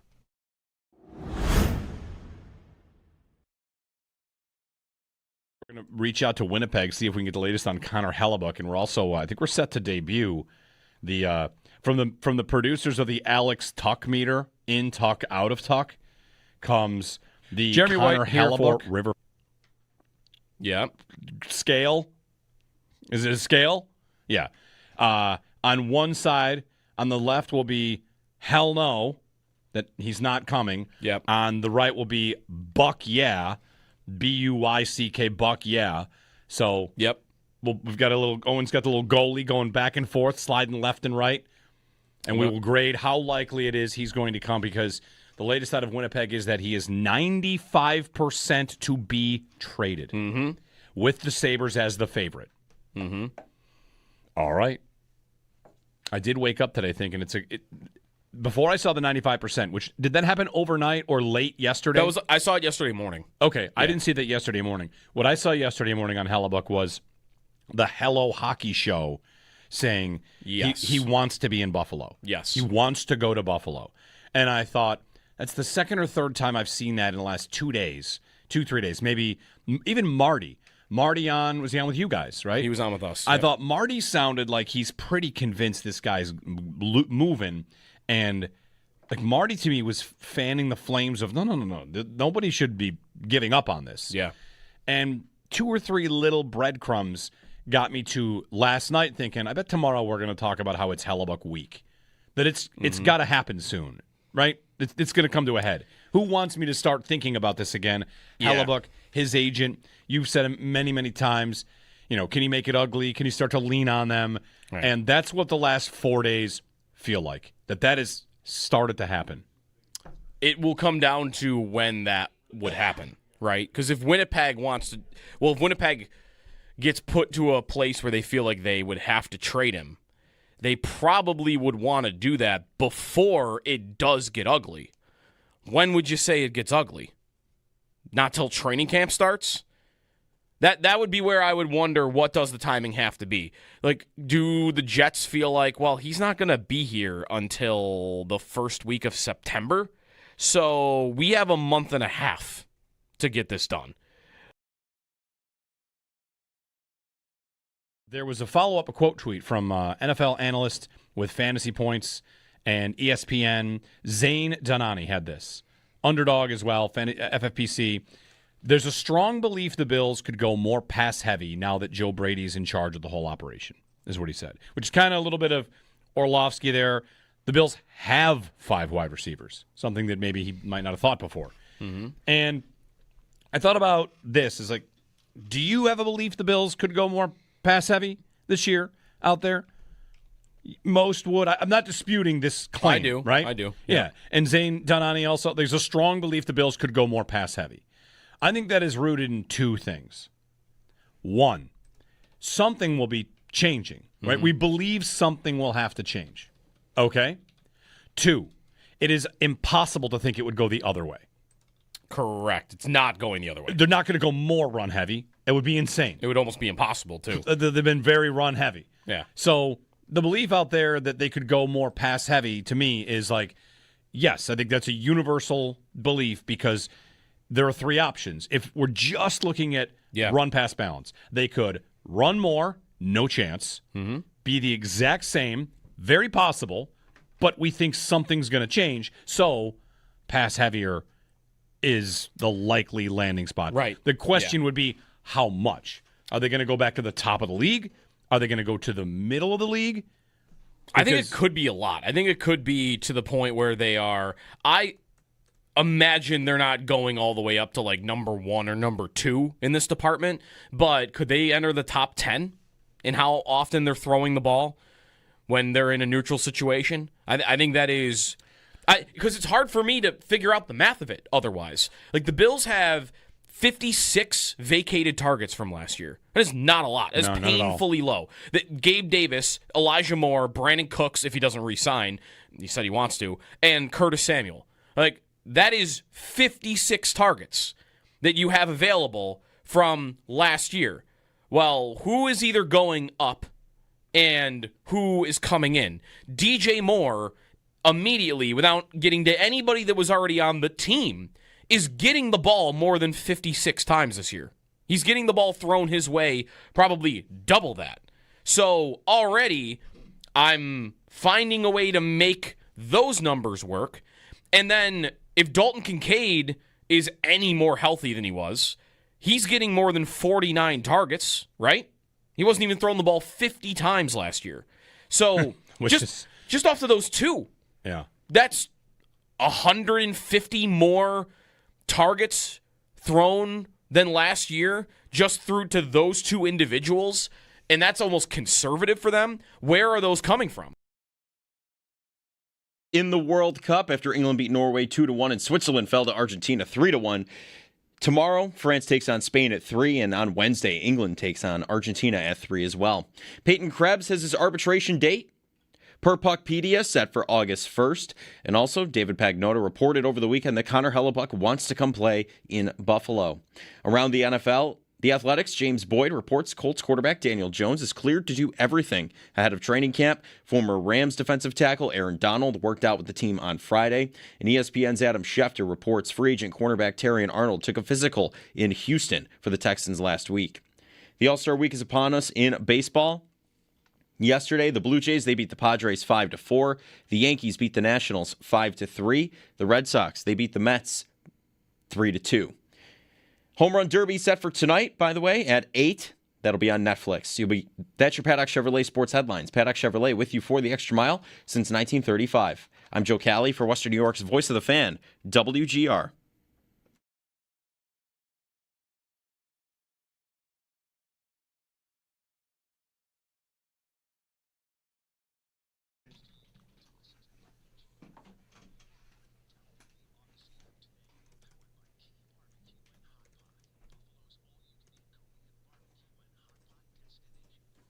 Everybody 3 years ago, and I wasn't wrong. Josh Allen is the best quarterback in the league. Who's this? And has been, and it's not close. I mean, there's it's not close. It's not close. It is not close. It is not close. Think about this. And my list, when I made my 5, it was based off of the potential production for 2026. Okay. So, and that some of that includes just the skill set of the quarterback in general. So I went from 5 to 1. I went Burrow, Stafford, May, Jackson, and Allen. And so, I mean, I don't understand how you don't include the run-up for the MVP last year and suspect he's automatically going to fall off. Especially when they actually got him better weapons to work with this year. So, Patrick Mahomes has had 3 straight years of decline, 3 straight years of lower passing numbers, 3 straight years of lower touchdowns. 2 out of those 3 years, he's had more interceptions.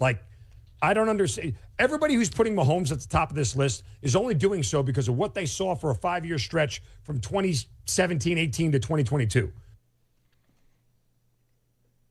No notes. Perfect. That sounds good to me. Mark Zeno, ESPN.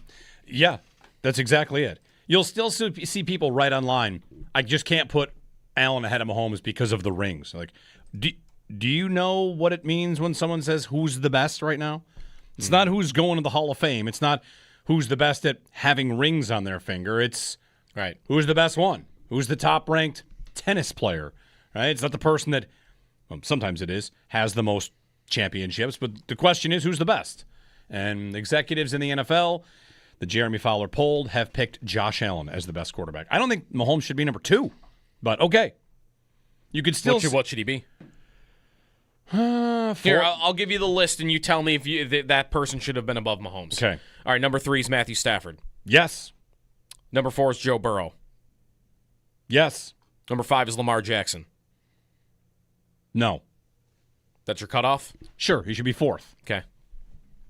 Is that unfair? He's led average offenses for 2 years in a row. I'd have him lower. He has not actually been great. He's been good.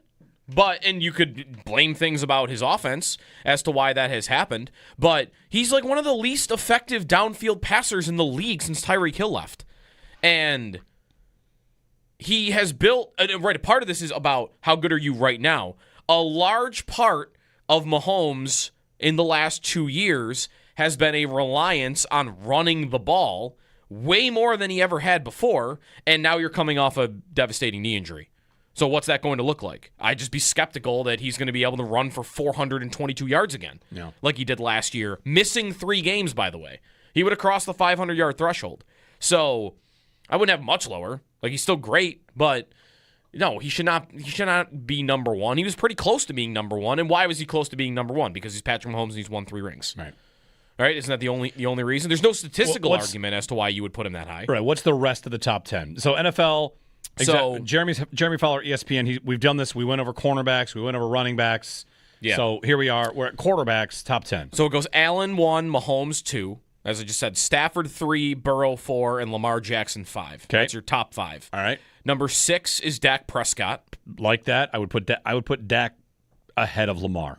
Okay. This is, by the way, executives, coaches, and scouts, because you have like quotes from like head coaches and coordinators in here too. Number 7 is Justin Herbert. I think that's fine. I think you could climb this year with a good offensive coordinator. Me too. Number 8 is Drake May. That's also fine. He's probably, just between you and me, a little low, and the executives and scouts and coaches don't want to put him too high too early. Yeah. Isn't that how that works? Yeah. He had one really good year, all the schedule, this and that. Like, I don't know. By next year, would anybody be stunned at all if he's top 5? Not at all. So, okay. I would not either. His highest ranking was 5th, so there were a couple people that put him 5th. May's 8th. Who's 9th? Number 9 is Jared Goff. Fine. Underrated, I think, by most people, but really good. Yep. Number 10 is Caleb Williams. A high compliment. Yeah. What a meteoric rise that is. That's big. It's funny reading like through like what people say about him, and it's like one GM said he's the most dynamic of any of the quarterbacks. He's got the arm talent, but like you go further and further. One veteran NFL defensive coach said wildly erratic. Wildly erratic. Fair. Honorable mentions: Sam Darnold, Jaden Daniels, Jordan Love, Brock Purdy, Baker Mayfield, Trevor Lawrence, all listed before Jalen Hurts, which would make him the 17th name that was listed. All right. I think that's fine. If I really getting into this list, the guy I think I'd move the most higher is Jordan Love. Like, statistically, he deserves to be in the top 10. I think the guy Mina Kimes had the numbers a few weeks ago. Last year in the NFL, Jordan Love was 2nd in EPA per dropback, 3rd in QBR overall, 2nd on third downs, 3rd in DVOA. Like, he's top 5 in it. I don't want to go all by numbers, which is why I wouldn't put him 2nd or 3rd. Because if you just went by numbers, Jordan Love would be the 2nd best quarterback in football. But I'd put him in my top 10 for sure. And I do love watching him. He is God. Jordan Love. Some guys get described as gunslingers, and they're not actually gunslingers. Like, this dude is throwing the ball around, and sometimes in places he shouldn't. Like, honestly, I think he's as deserving of that wildly erratic comment as Caleb Williams. I don't actually see him being that different than Caleb Williams, other than Caleb Williams is faster. They kind of play the position similarly. Like, they think they have the best arm in the sport, and they throw it around. But Love's got crazy good numbers. So he would be the only guy that I would put a lot higher. If you want crazy good numbers and a guy that should move up the list, it's Purdy. Yeah, Purdy's that's EPA per play. He'll never get credit because Kyle Shanahan. Kyle Shanahan had success with other quarterbacks that we don't think are very good, which means Brock Purdy can never be good. It's the weirdest thing. Yeah. You go play for him, and you're just, sorry, I don't think you're that good. He's almost like on hold. Like, all of what he's doing right now, I almost want to say is on hold for if he ever plays without Kyle Shanahan. I think if he ever, maybe this will never happen, but if he ever plays and starts without Kyle Shanahan as his head coach, and he's still really good, then we will all retroactively go back and give him more credit for all of this that he's doing right now, won't we? Won't we go back in time? If in 5 years Shanahan moves on to somewhere else or retires, I don't know, or Purdy goes on somewhere else, and he has the glow up, we'll go back and say, oh yeah, he actually deserves credit for all those years in San Francisco. Some more than, Goff is a little bit of that, isn't he? Just a little bit. A little bit. Because it was... He was good, and then he reached a bit of a ceiling in the Super Bowl, by the way, against Belichick, by the way. But it was McVay saved him after like the worst rookie season you've ever seen, and McVay got all the credit. He goes to Detroit. He's still got Ben Johnson, so it's not like he's getting all the credit. But I feel like Goff gets more credit now than he did when he was on the Rams. Yeah, that's probably right. So I would think the same thing with Purdy. But, right, we probably have to wait until he actually plays someday without Shanahan as his head coach. Should I be doing the same thing with Jordan Love? Because his head coach is LaFleur? But he's not on that level. No, LaFleur's not. If LaFleur had, before coaching Jordan Love, had reasonably good seasons with, I can't even remember who the quarterbacks were for Shanahan. It's Nick Mullins, Jimmy Garoppolo. If C.J. Beathard was one of these guys, too. If you take Jimmy Garoppolo to the Super Bowl, which is what Kyle Shanahan did, then your next quarterback, once he's good, is not going to get respect. Right? If the Packers here, if Mike LaFleur had taken Garoppolo to a Super Bowl. Sorry, Matt LaFleur. Mike's in Arizona. Yeah. Matt LaFleur. Then I think we would, knock down what Jordan Love does. Just because once you are shown to be an elite coach, people still do this with Mahomes about Andy Reid. Well, he's in the perfect scenario. And, in the last couple of years, that's not exactly been perfect. But Anyway. And Love, he's got a little bit of the Allen thing going where he's got a bad playoff record, but he's had a couple of great playoff games. Like, you remember his last one? Last year against Chicago?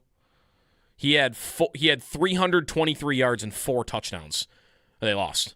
4 touchdowns, no picks, by the way. And they lost to Chicago. So I think he's great. I wouldn't put him like 5th, but if I were doing this list myself, I would have him inside my top 10. But Allen number 1 would be for me. More people are saying it. It's been it's growing. It's been growing little by little. Where was he last year? Last year he was number 2. Behind Mahomes? No, behind Lamar.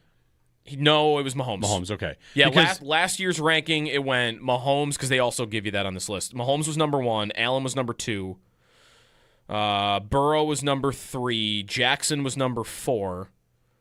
And we're still at the AFC has all the best quarterbacks, though, right? I can't tell you who number 5 was, because whoever number 5 was is not currently in the top 10. And they don't give me that for all the maybe that's honorable Hurts. mentions. I mean, it would have been off a Super Bowl. Could have been Jaden Daniels, maybe. Could have. But not sure. but it's still the AFC, right? Pretty much throughout. Yeah. Like the top 10. I mean, you've got dominated by the AFC. Yeah, you've got Stafford and Dak and Goff. So the lower, because Caleb Williams. Once you get to the lower top 10, yeah, so you're starting to get 6 of the top 8 are AFC quarterbacks. Yep. Okay. It looks that way. Pretty good. 803-0550. We're on a bit of a Hellebuck watch. Also, actor Sam Neill has passed away. Yeah. I didn't know he was from New Zealand. Dr. Grant. Yep. What is he best known for that isn't Jurassic Park? That's a good question. Jurassic Park 2. No. For me, it's it's Event Horizon. He's in Event Horizon. Okay. He's in a lot of movies. Blinders, right? Which is a show that a lot of people watch. Yeah. He's in. I'm trying to find the next one that's not Jurassic Park, and I mean Event Horizon might be too deep a pull for a lot of people out there. It was a space horror movie from the 90s. Yeah. I mean, he's Dr. Grant. Yeah, that's the role. Yeah, by far. Like there's a wide gap until you start getting to the other ones. Yeah. So 78 years old. Sam Neill. 803-0550. That's a rewatch for me. I've not seen Jurassic Park since I was a kid. I think it's probably been 15 years minimum since I've seen. It not only does it totally hold up, you'll realize that whatever special effects they used are better than 90% of what movies use now. Like now, see, that's something I've expected. Like if I ever watch that movie again, it holds up. It's really pretty well done. All right, and that's 1993. Yeah, pretty sure that's 1993. Holds up, and the effects hold up. So, okay. Yeah. The third one's not bad. Boy, William H. Macy in the third one. I don't know if I could tell you what happened in the third one. I probably saw the third one. The third one, there's... How many are there now? 7? See, I've never really dove into the new generation of... The Chris Pratt ones. I have actually never seen any of them. They've gone farther than the Chris Pratt ones. There's like a new version. We're beyond Chris Pratt now? Yeah, like Scarlett Johansson was in the last one. Yeah. How many Jurassic Park movies? I think we're at 7. Jurassic Park, The Lost World, Jurassic Park 3, Jurassic World, Jurassic World Fallen Kingdom, Jurassic World Dominion, Jurassic World Rebirth. 7. Is there a series also attached to this along the way? That seems to happen, right? Is there a Jurassic Park series? Is there a podcast? There's definitely a podcast. All these shows have podcasts now that are attached to them. Nick Mendola is going to join us at 8 o'clock for a World Cup semifinal preview. We'll talk a couple minutes on Spain, France, and England, Argentina, and get his thoughts on it, which game he's going to, because I think he's planning on going one of these games. And, of course, we've got to officially debut our Hellebuck Watch graphic, song, place where we think how likely it is to happen. Our, what is it, the helometer? The helometer. What, that's not bad. Did the Tuck one have a name other than like Sense of Tuck? Sense of Tuck, yeah. All right. This is hell yeah or no? It's Buck yeah. Hell no or Buck yeah. Yeah, that's what it is. We get paid to think of these things. Hunt for Red October, by the way, for Sam Neill. Oh, that'd be my number 2 after the Jurassic Parks. I guess I forgot he's in that. Yeah, he's Sean Connery's number 2. Okay. He's the Soviet number 2 in charge. Okay. I'll take your word for it. Yeah. He's good in it. He plays a good Soviet. It's a good movie. It's a great movie. They all have British accents, if you didn't notice that. Yeah. That's how they did it, I think. And they're not going to notice which accent it is. Just give him an accent, and as long as it sounds somewhat foreign, then no one will notice. Yeah, that's pretty much how the movies have done it for a while, right? Yeah. Yep. All right. 803-0550 to join us on WGR.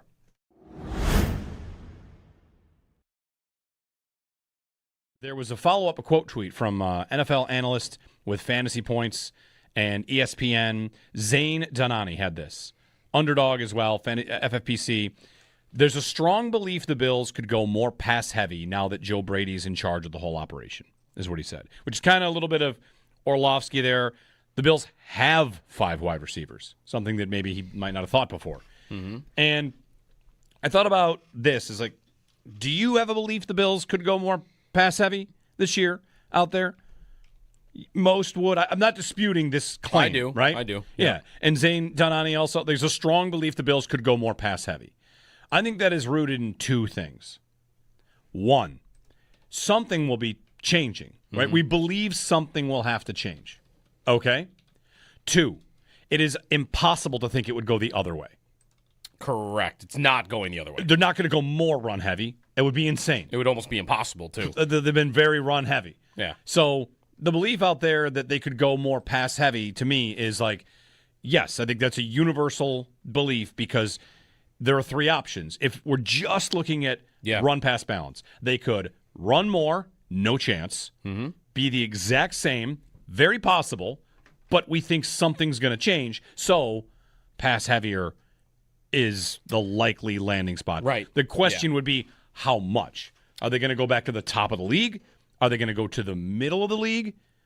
I think it could be a lot. I think it could be to the point where they are... I imagine they're not going all the way up to like number 1 or number 2 in this department, but could they enter the top 10 in how often they're throwing the ball when they're in a neutral situation? I think that is...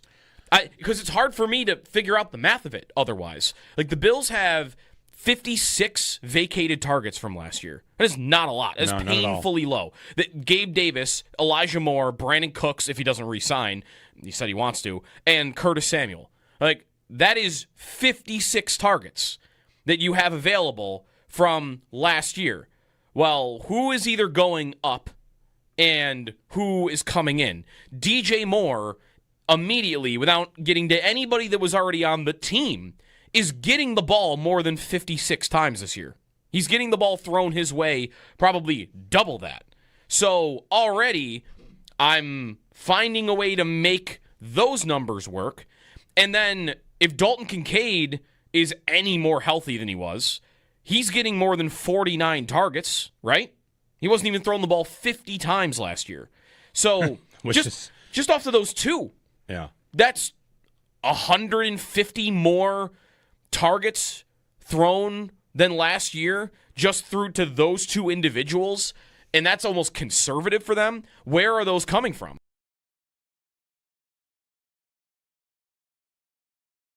There's really just not that many teams. It seems like 3 would be your max.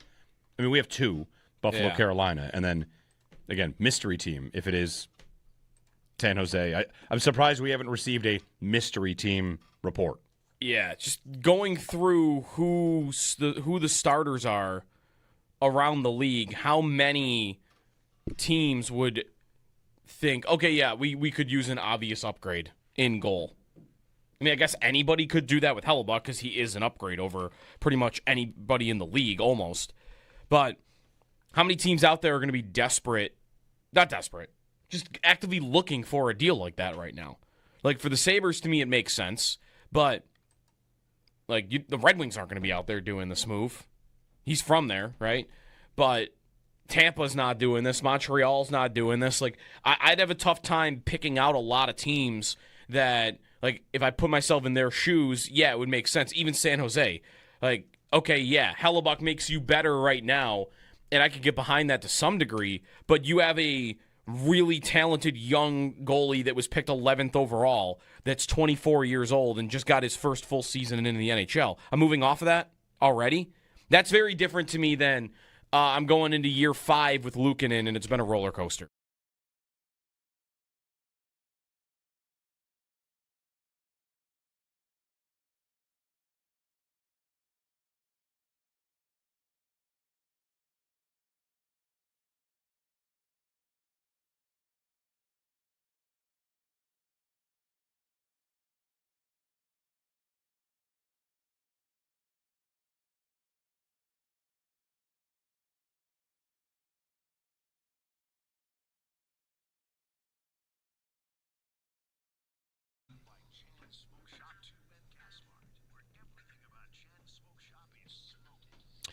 All right, stat of the day is a World Cup stat of the day.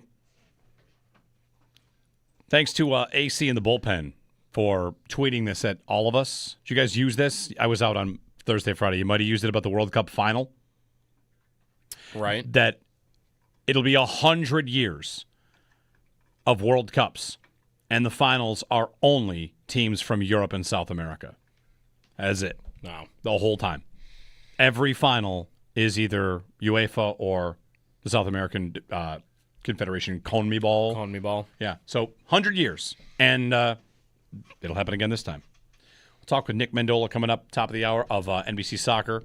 I was asked, wait, so Erling Haaland's like Josh Allen, huh? And I thought, I don't want to. It's not bad. Not bad. I don't. What's the problem with it? The Bills are better than Norway. That's the problem with it. The Bills are better than Norway. You know? I know we all like to make our comparisons, but I stopped. And I mean, I thought for it's a superstar. Yeah. Another guy who's really good, James Cook, Odegaard. Yep. And then a bunch of guys. And then somebody on that 2-on-1 that did not give the ball to Josh Allen. That was unbelievable. Oh my that God. guy. Buddy. Didn't even get the shot through. Listen, if you're not going to, you got to get the shot on target. You call your own number. It was incredible that happened. I still just, I don't love it. I don't think it's that far off. I mean, it's probably right. The Bills are too good. The Bills are better than Norway is because the Bills are. Then what are they around there? The Bills are Argentina? Portugal. The Bills are Portugal. The Bills are a team that's always good and hasn't won it. Like they're not Norway. With a superstar. I mean, they're not Norway. Consider Ronaldo to be like 10 years younger, and, Yeah. and then they're the Bills. I didn't have a real great answer for it. I don't know how good. Like, who's the NFL Holland career arc? It's tough because there's no team that can be really bad enough around him. Yeah. So I did have an answer. that's why I think the Bills are like as close as you'll get. I did have an answer. I'm not prepared to defend all that intensely. I said like Steve McNair's Titans. Steve McNair was great. Yeah, but he wasn't. Who else? Holland is better than. But who else from that Titans team do you remember as being good? And don't say Eddie George. I won't say. Don't say Eddie George. I was going to say Eddie George just to light a fire. Anyway, Nick Mendola on the World Cup coming up. Jeremy and Joe on WGR. We're going to reach out to Winnipeg, see if we can get the latest on Connor Hellebuck, and we're also, I think we're set to debut the from the producers of the Alex Tuck meter, in Tuck, out of Tuck, comes the Connor Hellebuck. Yeah. Scale. Is it a scale? Yeah. On one side, on the left will be hell no, that he's not coming. Yep. On the right will be Buck yeah, Buyck, Buck yeah. So yep. We've got Owen's got the little goalie going back and forth, sliding left and right.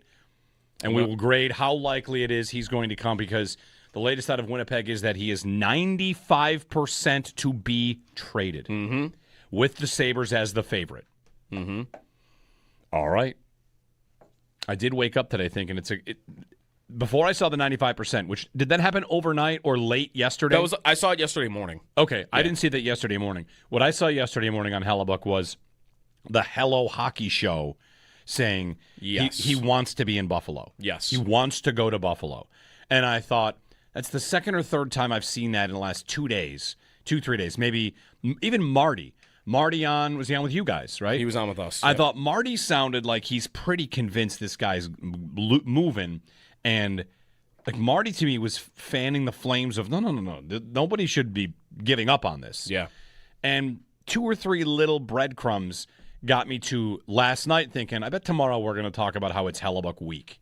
That it's got to happen soon, right? It's going to come to a head. Who wants me to start thinking about this again? Yeah. Hellebuck, his agent. You've said it many, many times. Can he make it ugly? Can he start to lean on them? Right. And that's what the last 4 days feel like. That has started to happen. It will come down to when that would happen, right? Because if Winnipeg if Winnipeg gets put to a place where they feel like they would have to trade him, they probably would want to do that before it does get ugly. When would you say it gets ugly? Not till training camp starts? That would be where I would wonder, what does the timing have to be? Like, do the Jets feel like, well, he's not going to be here until the first week of September, so we have a month and a half to get this done?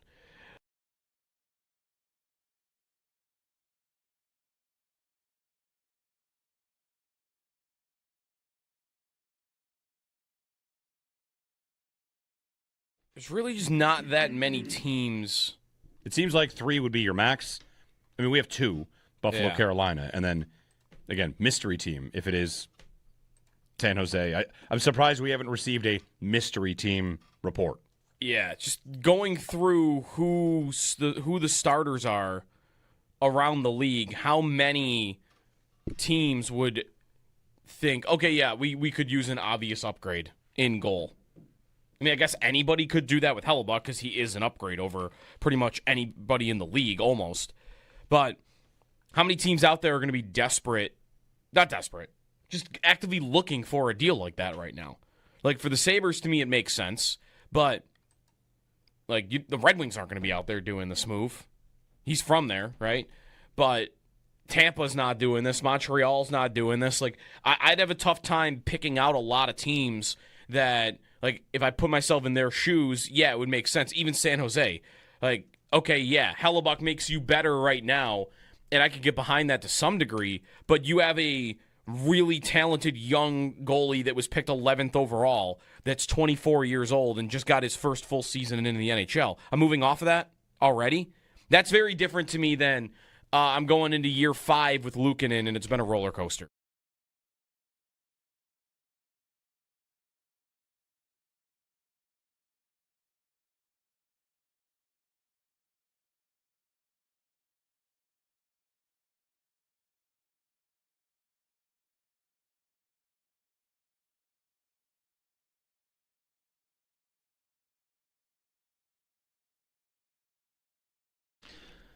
We're into the semifinals in the World Cup after England beat Norway 2-1 and Switzerland fell to Argentina 3-1 over the weekend. Tomorrow, France takes on Spain at 3 and England takes on Argentina at 3 on Wednesday. Peyton Krebs has his arbitration date per Puckpedia. It's set for August 1st. Also, David Pagnotta reported over the weekend that Connor Hellebuck wants to come play in Buffalo. Looking around the NFL, ESPN's Adam Schefter reports that free agent cornerback Terrion Arnold took a physical in Houston for the Texans last week. The Athletics' James Boyd reports Colts quarterback Daniel Jones is cleared to do everything ahead of training camp, and former Rams defensive tackle Aaron Donald worked out with the team late last week on Friday. All-Star Week in baseball upon us. Yesterday, the Blue Jays, they beat the Padres 5-4. The Yankees, they beat the Nationals 5-3. And the Red Sox, they beat the Mets 3-2.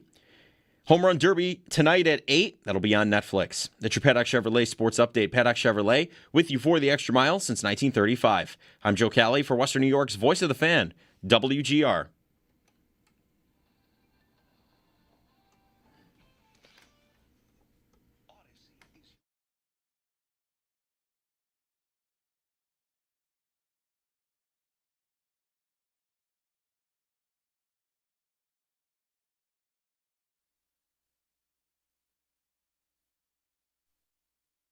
Rogers instead. Rogers lets it go. Nyland spills it. It's a goal. It's Jude Bellingham. It's England back in front.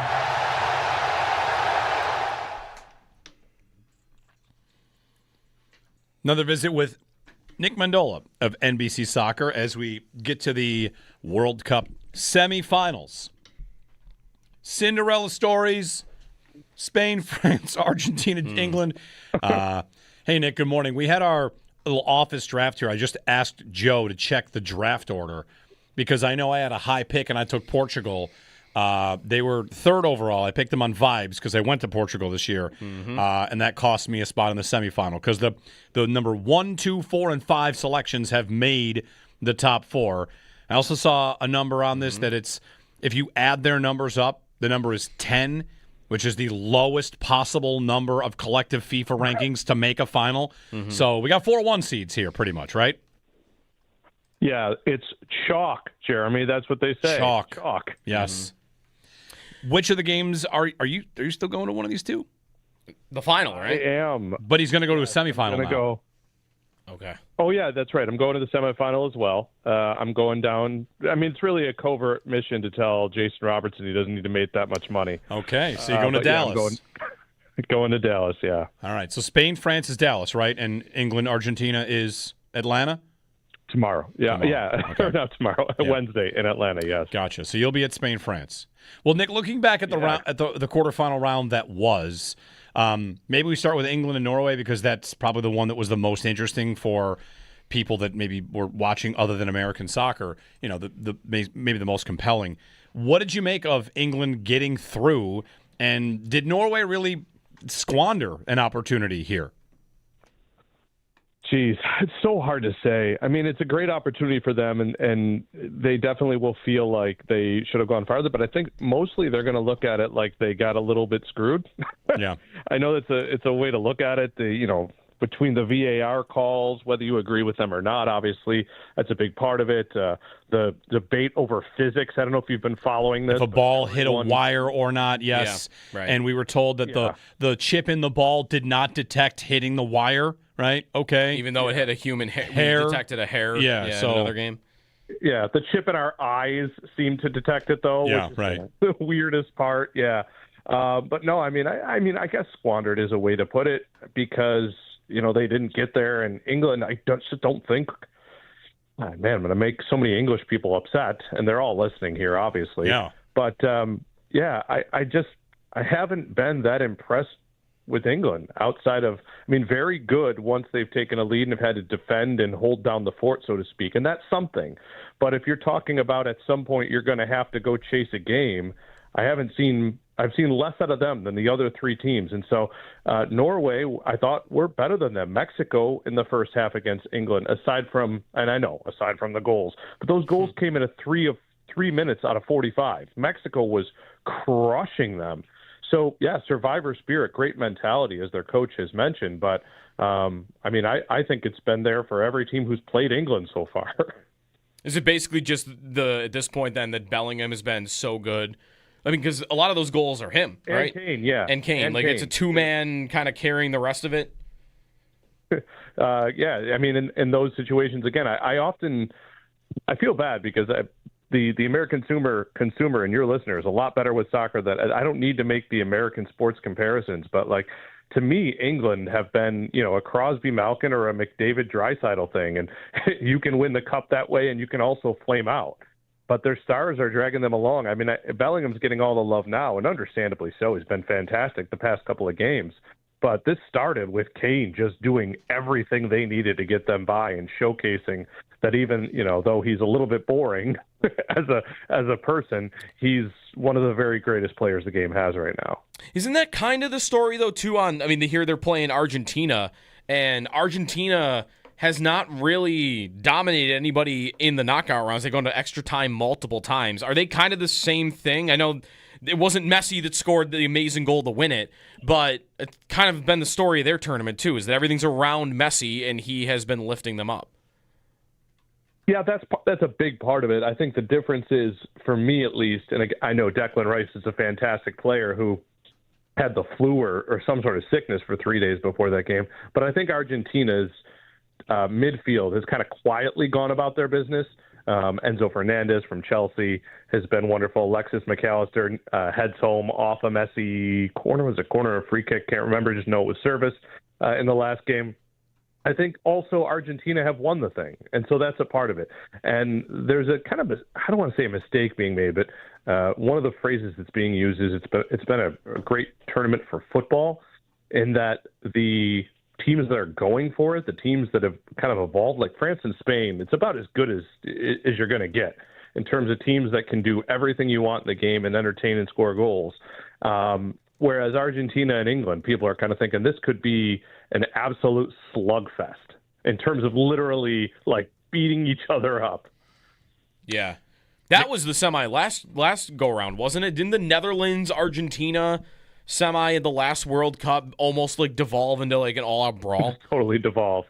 Yeah. And again, it can get there at these because teams are so desperate to play their way, and if they think their way is to scrap it up, that's going to happen. Now, that said, I think the thing with Argentina is we've seen moments. We've seen these sort of incredible bits of soccer, excuse me. I'm used to talking to my British friends. But on the flip side of that is England. I just don't think we've seen their best game yet, and they're entirely capable of it. And Thomas Tuchel, their manager, made a whole lot of waves over the weekend, as when he described his team, he basically said, "Yeah, I don't like the way we played. I thought we were lucky. I loved our mentality. I loved our grit. The spirit of the team is fantastic." And the phrase he uses, "We are pure mentality. You could bottle it and sell it." But he doesn't think they're playing fast enough. He looks at his team and sees a team that can go toe-to-toe with these teams. I think his worry is, all right, maybe I get by Argentina, but we're going to have ourselves together for Spain and France. And that I think has been the story of the tournament. There are not, for every Paraguay who gets by Germany off of a goalkeeper and just trying to literally make it a fight, there are 4 or 5 teams who said, let's go toe-to-toe. And I don't know, how do you come out? By the other toe? We have better toes is what they're saying. By the way, in Switzerland, Argentina, what did you think of the red card for diving? Totally fine. I hate the way it went down because what it is it's a referee error. The referee doesn't see the dive. It wouldn't have been a yellow card. It would have been he would have walked over to him and cautioned if he saw it. Mm-hmm. But look, we see this in the box all the time, and it's I hate the use of VAR. We saw it in the U.S. game too. That was Almiron against Paraguay, where Tim Ream got the yellow card, and then they went and looked back at it and go, "Hey, that was embarrassing, Almiron. Here's a yellow." The fact that it sent Embolo off is really sad for Embolo. But you see him, he leaps down, and then at the end is like, "Oh, I better jab out my foot so there's contact." Like, if by the definition of the rules, and you hate when the rules come back to bite, but it's a yellow card. So how do you get away from that? I don't know. Yeah. For me, it's the larger conversation about VAR and replay. And to me, what we see with VAR, Nick, is what I fear happens in hockey, but it's just so much more obvious in soccer, which is now we live in a world where, and the Norway game was perfect for this, because Norway's first goal that did count should have maybe been disallowed. Their second goal that didn't count maybe should have been allowed. And what happens is officials don't make calls anymore because they just think, I'm going to let it go to VAR. And then they go to VAR, and VAR has an obligation to overrule, call the official back, maybe, or just defer to the official on the field. And then the official comes over. So a play is getting evaluated 3 times, and the same guy does it twice. The whole thing is messed up because it feels like what really should just happen is that human beings should just make calls again. Because if officials made calls, they'd flag that play for offside before it goes to VAR to show that it was a toenail or a hip or a hand. And Norway's 2 goals to me are like the emblematic, the total example of why the system is dumb. It has a good idea. It's a good concept, but we're all just wasting time here. You're not getting better calls. You really aren't getting better results in officiating. Yeah, and I'm really glad we're having this conversation because you texted me about the play after it happened, and my response was more or less what I said just now. But that doesn't change fundamentally how I feel about it, which is I don't know what to do with it. Pandora's box feels opened is the way I look at it because when there's no replay, yes, teams can lose money, and that's really what it's about.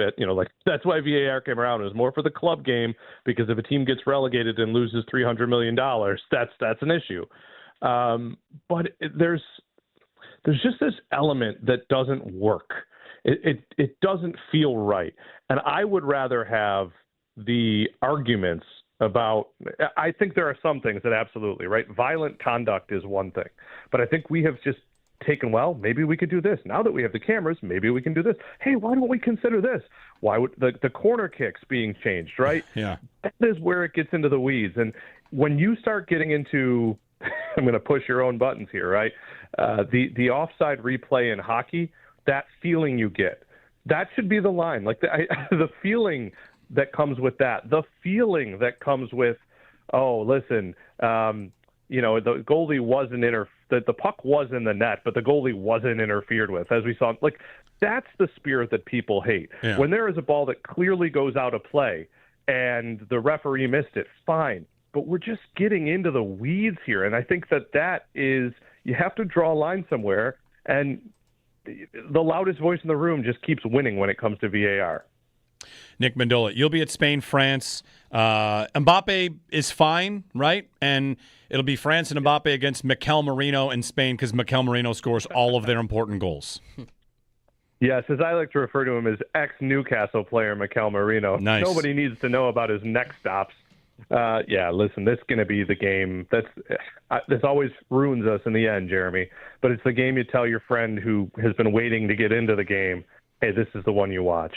Spain's going to try and keep the ball. They have 67% possession in this tournament, which is insane considering that only, I think it was 14 or 15% of their passes don't go forward or left to right. Like, this is a team that just goes at you and plays the right way. And the difference is, if you play that way against France, they're like, all right, listen, we're going to try to have the ball. But with that 34% of the time, we have the Ballon d'Or winner, which is the MVP of the entire world of soccer.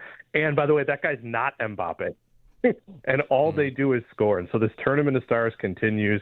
I can't wait to it. I've also never been to Jerry World, which I am incredibly interested in seeing. And you get it with grass. So we're already seeing the visuals of the grass coming out of some of the other stadiums in Gillette. It's been ripped up. So buy grass, back to turf. Jerry World, one more game with the grass. So enjoy that. Yeah. Oh, I'm going to try and take some home. I'll see if the airplane walk barefoot. lets me. Can you get down there and just walk barefoot on the grass? You might be asked. You might be asked to leave if you do that. Where is it going, by the way? It's great. Donated to a place that needs grass. Yeah, I guess. Just kept it in the arms of the angels. Are they going to sell it off square by square? Really? I mean, they could. That seems like what they should do. Whoever wins the Spain-France game, they just sell the squares in that country, get a piece of grass that France won on. I'm pretty sure my father-in-law in his house somewhere has grass from Yankee Stadium. So yeah. I imagine you're right. That will be commercialized. I'm checking, by the way. If France wins, do you know off the top of your head, has any nation ever made 3 finals in a row? I think West Germany has, but I'm going to have to look that up. You're right. Because, yeah, you're right. I was negative 12. So. 82, 86, and 90. They made it 3 years. There were 3 World Cups in a row.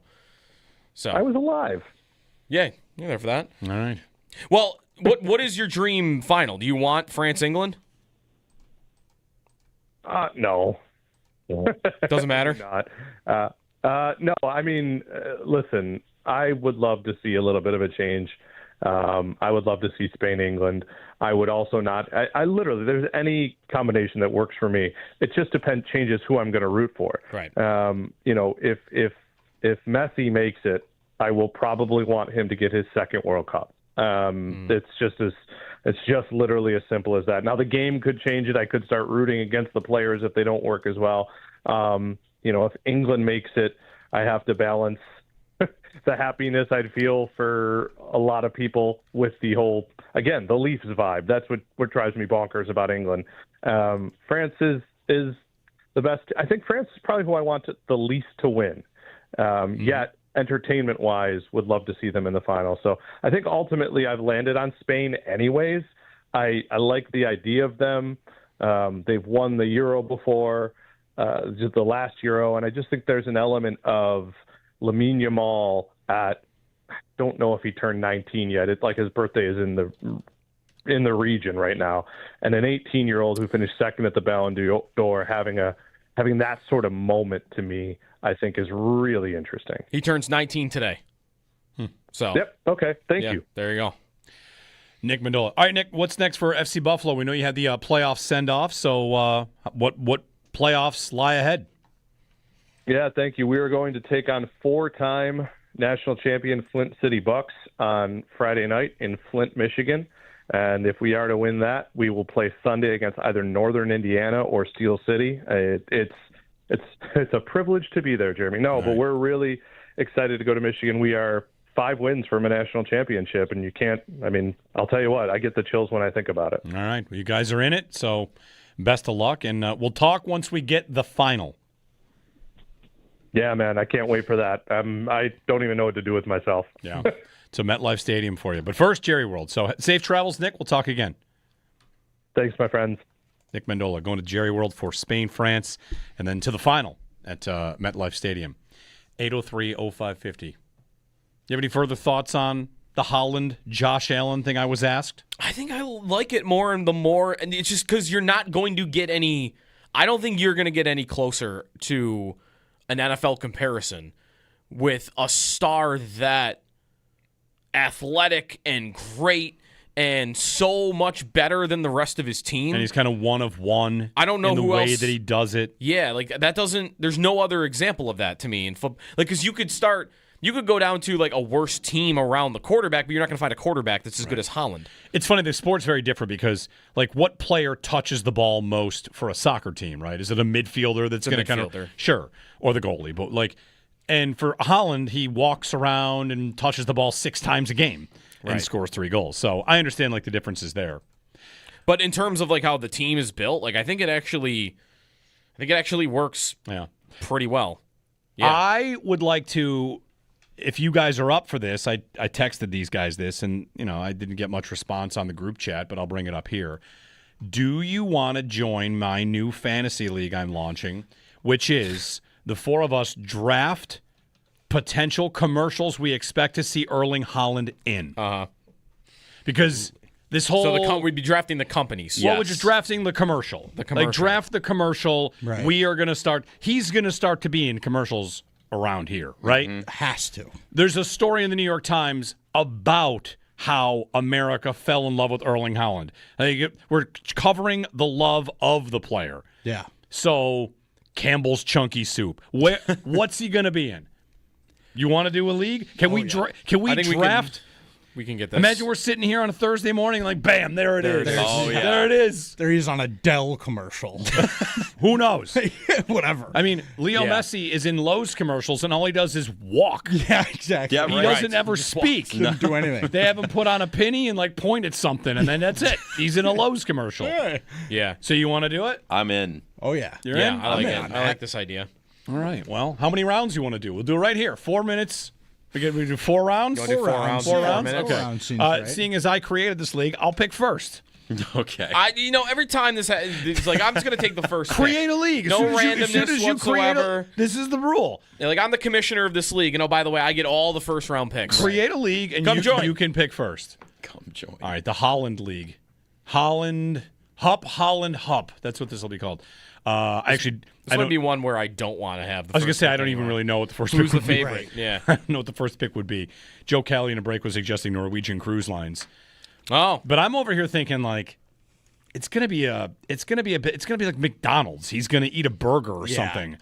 The biggest brands are gonna be the ones that just all of a sudden decide Holland's Actually, their guy. you know what? If you don't have a big idea in mind, you want to trade down? Sure, go ahead. You want to You want to flop? You can have the turn. Yeah, who do you want? I'll take Head and Shoulders. I wrote that. Yeah, that's a good. He's going to be on there with got the Paul hair. Malu. Yeah. Long blonde hair. Right. You ever see him let it go after the games? Oh yeah. Like, it just becomes like, Yep. Head and Shoulders. It's a good pick. I'll take that first. It's a good pick. It's a really good pick. Now I get to kick my feet up and wait. I don't have to pick till 8. See what you guys do. Maybe we'll do 2 rounds. I got a couple ideas, I think. I've got a few. Hit 'em. Be good. All right, you want me to go next? You next. Sure. Bring back the Geico caveman commercials with him. Have him like interact with the Geico caveman. Okay. From their commercials, that old school thing. They love like Geico commercials are very much like they put so much money into their ads. Okay, I just got one on my board right now. By the way, I feel really good about a pick. Okay. Yeah. All right. I said Norwegian in a break. I suggested it. I'm going to go Apple TV, though, I think, because they do a lot of soccer stuff, and Ted Lasso Season 4 coming out. I think that Yeah. could happen. All right. I think he might be involved in some way. Fair enough. I saw who's the football is life. Who's the striker for Danny Ted Lasso? Rojas? He made his professional debut this weekend. Yep. He made a soccer team, USL team, made his debut. All right, pretty so cool. The turn, I get 2 here. Yeah, you get 2. This one just popped into my head. It's kind of like related to Head and Shoulders. What if he went for Gillette?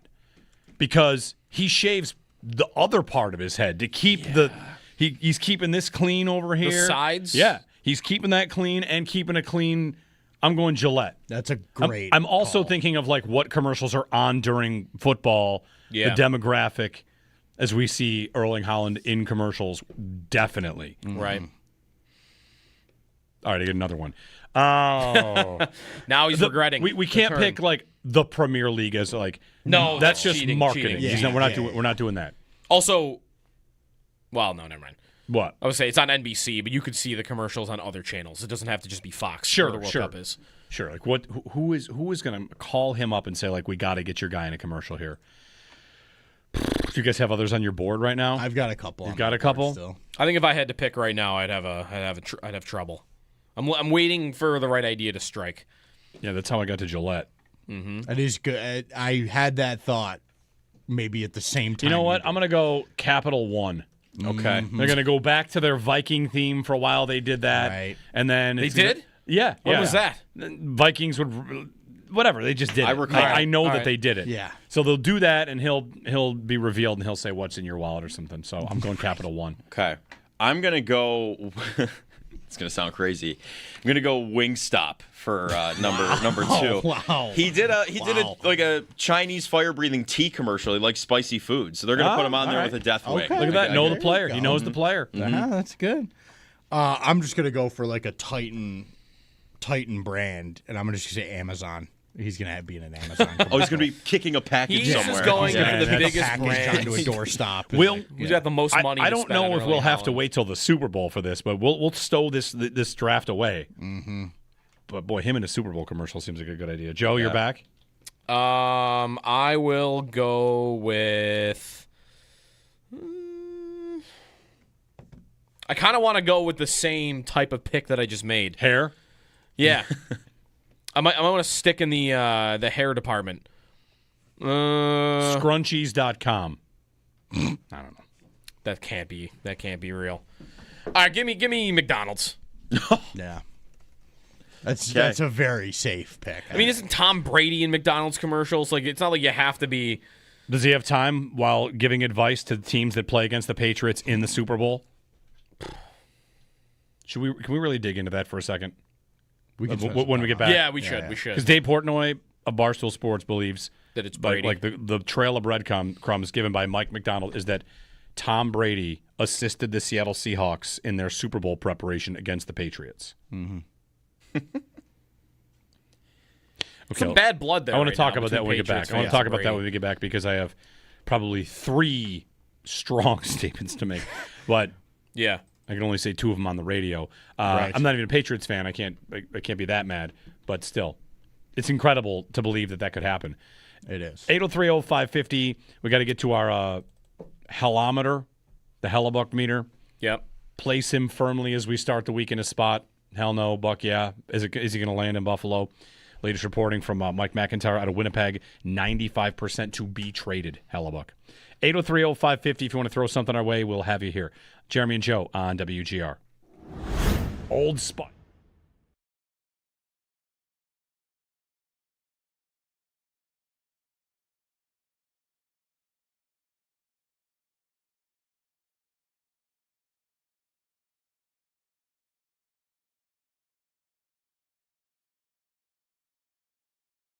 There was a follow-up quote tweet from NFL analyst with fantasy points and ESPN, Zane Donani had this. Underdog as well, FFPC.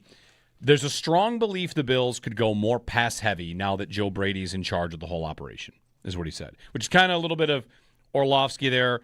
The Bills have 5 wide receivers, something that maybe he might not have thought before. Mm-hmm. And I thought about this, is like, do you have a belief the Bills could go more pass-heavy this year out there? Most would. I'm not disputing this claim. I do. Right? I do. Yeah. And Zane Donani also, there's a strong belief the Bills could go more pass-heavy. I think that is rooted in 2 things. 1, something will be changing, right? Mm-hmm. We believe something will have to change. Okay? 2, it is impossible to think it would go the other way. Correct. It's not going the other way. They're not going to go more run-heavy. It would be insane. It would almost be impossible, too. They've been very run-heavy. Yeah. So the belief out there that they could go more pass-heavy, to me, is like, yes, I think that's a universal belief because there are 3 options. If we're just looking at run-pass balance, they could run more, no chance, be the exact same, very possible, but we think something's going to change, so pass heavier is the likely landing spot. Right. The question would be, how much? Are they going to go back to the top of the league? Are they going to go to the middle of the league? I think it could be a lot. I think it could be to the point where they are. I imagine they're not going all the way up to like number 1 or number 2 in this department, but could they enter the top 10 in how often they're throwing the ball when they're in a neutral situation? I think that is. Because it's hard for me to figure out the math of it otherwise. Like, the Bills have 56 vacated targets from last year. That is not a lot. That's painfully low. That Gabe Davis, Elijah Moore, Brandon Cooks, if he doesn't re-sign, he said he wants to, and Curtis Samuel. Like, that is 56 targets that you have available from last year. Well, who is either going up and who is coming in? DJ Moore, immediately, without getting to anybody that was already on the team, is getting the ball more than 56 times this year. He's getting the ball thrown his way probably double that. So already I'm finding a way to make those numbers work. And then if Dalton Kincaid is any more healthy than he was, he's getting more than 49 targets, right? He wasn't even throwing the ball 50 times last year. So just off of those 2, that's 150 more targets thrown than last year just through to those 2 individuals, and that's almost conservative for them. Where are those coming from?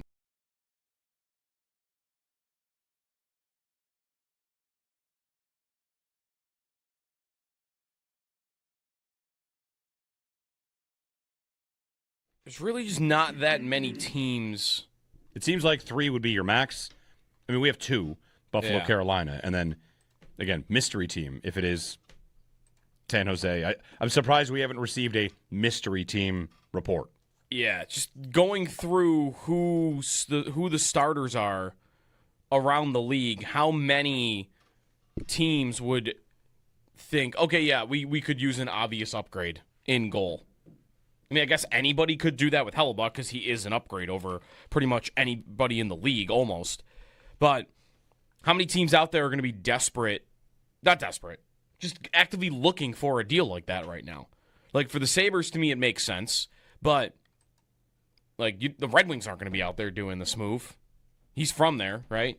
But Tampa's not doing this. Montreal's not doing this. Like, I'd have a tough time picking out a lot of teams that, like, if I put myself in their shoes, yeah, it would make sense. Even San Jose. Like, okay, yeah, Hellebuck makes you better right now, and I could get behind that to some degree, but you have a really talented young goalie that was picked 11th overall that's 24 years old and just got his first full season in the NHL. I'm moving off of that already. That's very different to me than I'm going into year 5 with Luukkonen, and it's been a roller coaster.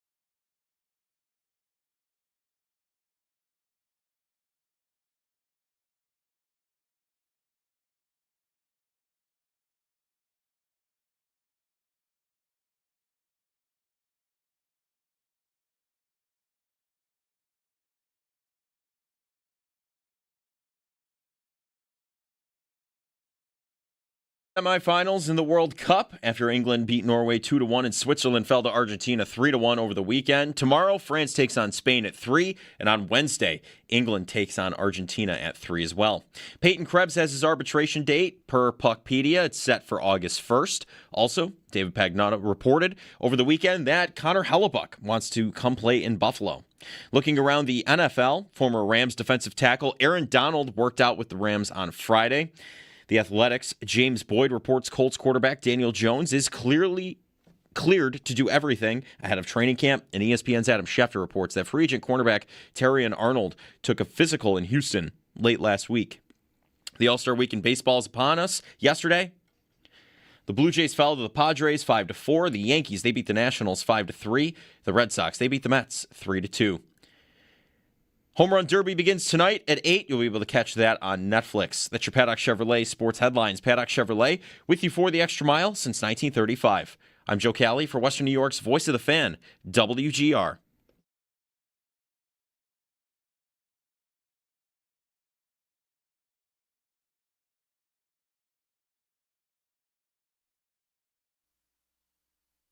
Well, I wasn't surprised. I called John Harbaugh and I talked. He was great. Probably can't mention one guy that really helped us out that had some conflict of interest. Can we guess? Sure. I don't know if I'm going to tell you, but go ahead. Bill Belichick. I'm not that cool. Oh, yeah. No. He wouldn't. No. You wouldn't have a phone call. I've had a beer with Coach Belichick, and that was a pretty cool. That was a pretty cool day. Okay. But, who else would we guess? Kyle Shanahan. No, Kyle. No. But who did you seek advice from? So that's Seahawks coach Mike McDonald on with Dan Patrick about pre-Super Bowl prep. Yeah. And conflict of interest. They got some help from someone that might have had a conflict of interest. Yeah. And everybody's accusing Tom Brady of it. Of being the guy. Because did he say a statue in front of the stadium, or that was Dave Portnoy that said that? Portnoy said that. So is that like Portnoy knows it but can't say it's Brady? Or how did we get to we think it's Tom Brady that helped the Seahawks win? And you'd say, well, why? And the easy connection is he's going to hire Clint Kubiak. He's got a relationship with Kubiak. Kubiak's now coaching the Raiders, so that's why he would do it. Right. Remember, going into the Super Bowl, Tom Brady said he didn't have a dog in the fight. Right. Yeah. The Patriots were in the Super Bowl. And he said, I don't care who wins. Mad about that. As, of course, they should get very mad about that. Yeah. And we might have joked. I might have joked. I bet Brady is rooting against New England because he doesn't want Drake May to succeed. Yes. Yeah. I'm nearly positive he hopes Drake May never wins. Yeah. And in this case, he might have actively tried to help defeat him. Yeah. They should rip the statue down today. Wow. I would. They should rip the statue down. He did win 6 Super Bowls. You consulted with our opponents in a Super Bowl? Yeah, it's treason. Rip the statue down today. That would be, that's pretty offensive. If it wasn't him, is there anybody? Well, I guess if we're going with the statue, then it has to be him, because I don't think there is another statue in front of Gillette Stadium that I know of. There's no Belichick statue, right? And also, he was asked about Belichick, and he said no. I'm not that cool. Yeah. I thought listening to that clip, because the story is conflict of interest, right? Like, whoever he talked to had a conflict of interest with the Patriots, so who could that be? I mean, it could have been someone who was cut during the year, but then it's not really a story, right? Like a guy that you... I mean, is a guy that cut really the guy that is your consultant for the Super Bowl? Yeah, right. Like some backup, whatever. That doesn't fit the story. I thought maybe could it have been like Sean McDermott? Does that qualify as conflict of interest? What's the conflict of interest? He's just interested. Conflict of interest means there's a Patriots tie. There's a real problem here. Again, or Brady, the conflict is that he owns the Raiders. Yeah, that's another one. Yeah, it's got to be Brady. He owns part of the Raiders. He doesn't even mean the conflict was the Patriots. Yeah. It could have, but no. I mean, Brady is like a double conflict. Can you of interest. own part of one team and consult with another team? That's a conflict of interest. Did Fox have this Super Bowl past one? No, it was NBC. So he didn't call the game. Right, which is even more reason for Brady to not have to say, I don't care who wins. Right. This guy. All right. Don't we like that he kind of hates the Patriots now? No. No? We don't like anything about him. I know. There's nothing. We don't like anything about him. But I kind of enjoy him and the Patriots fans turning on each other. We don't like that when Egypt blew the 2-0 lead to Argentina, he tweeted, wow, that was crazier than 28-3. Get out of here. Go away. Yeah. We're watching soccer. Go away. We don't need you.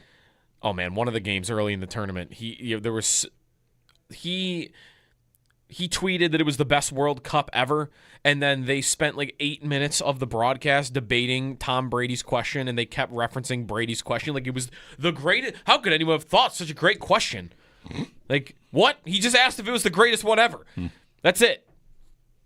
I do enjoy Patriots fans and him turning on each other. I don't like either side, I'm just kicking my feet back and watching these two fight all the time and not like each other anymore. It really comes down to they should turn on him. Right, more than the other way around. Because he turned on them reportedly mid-season while he played for them. Wasn't his meeting about his next team during a season while he was still on the Patriots? Yeah. All right.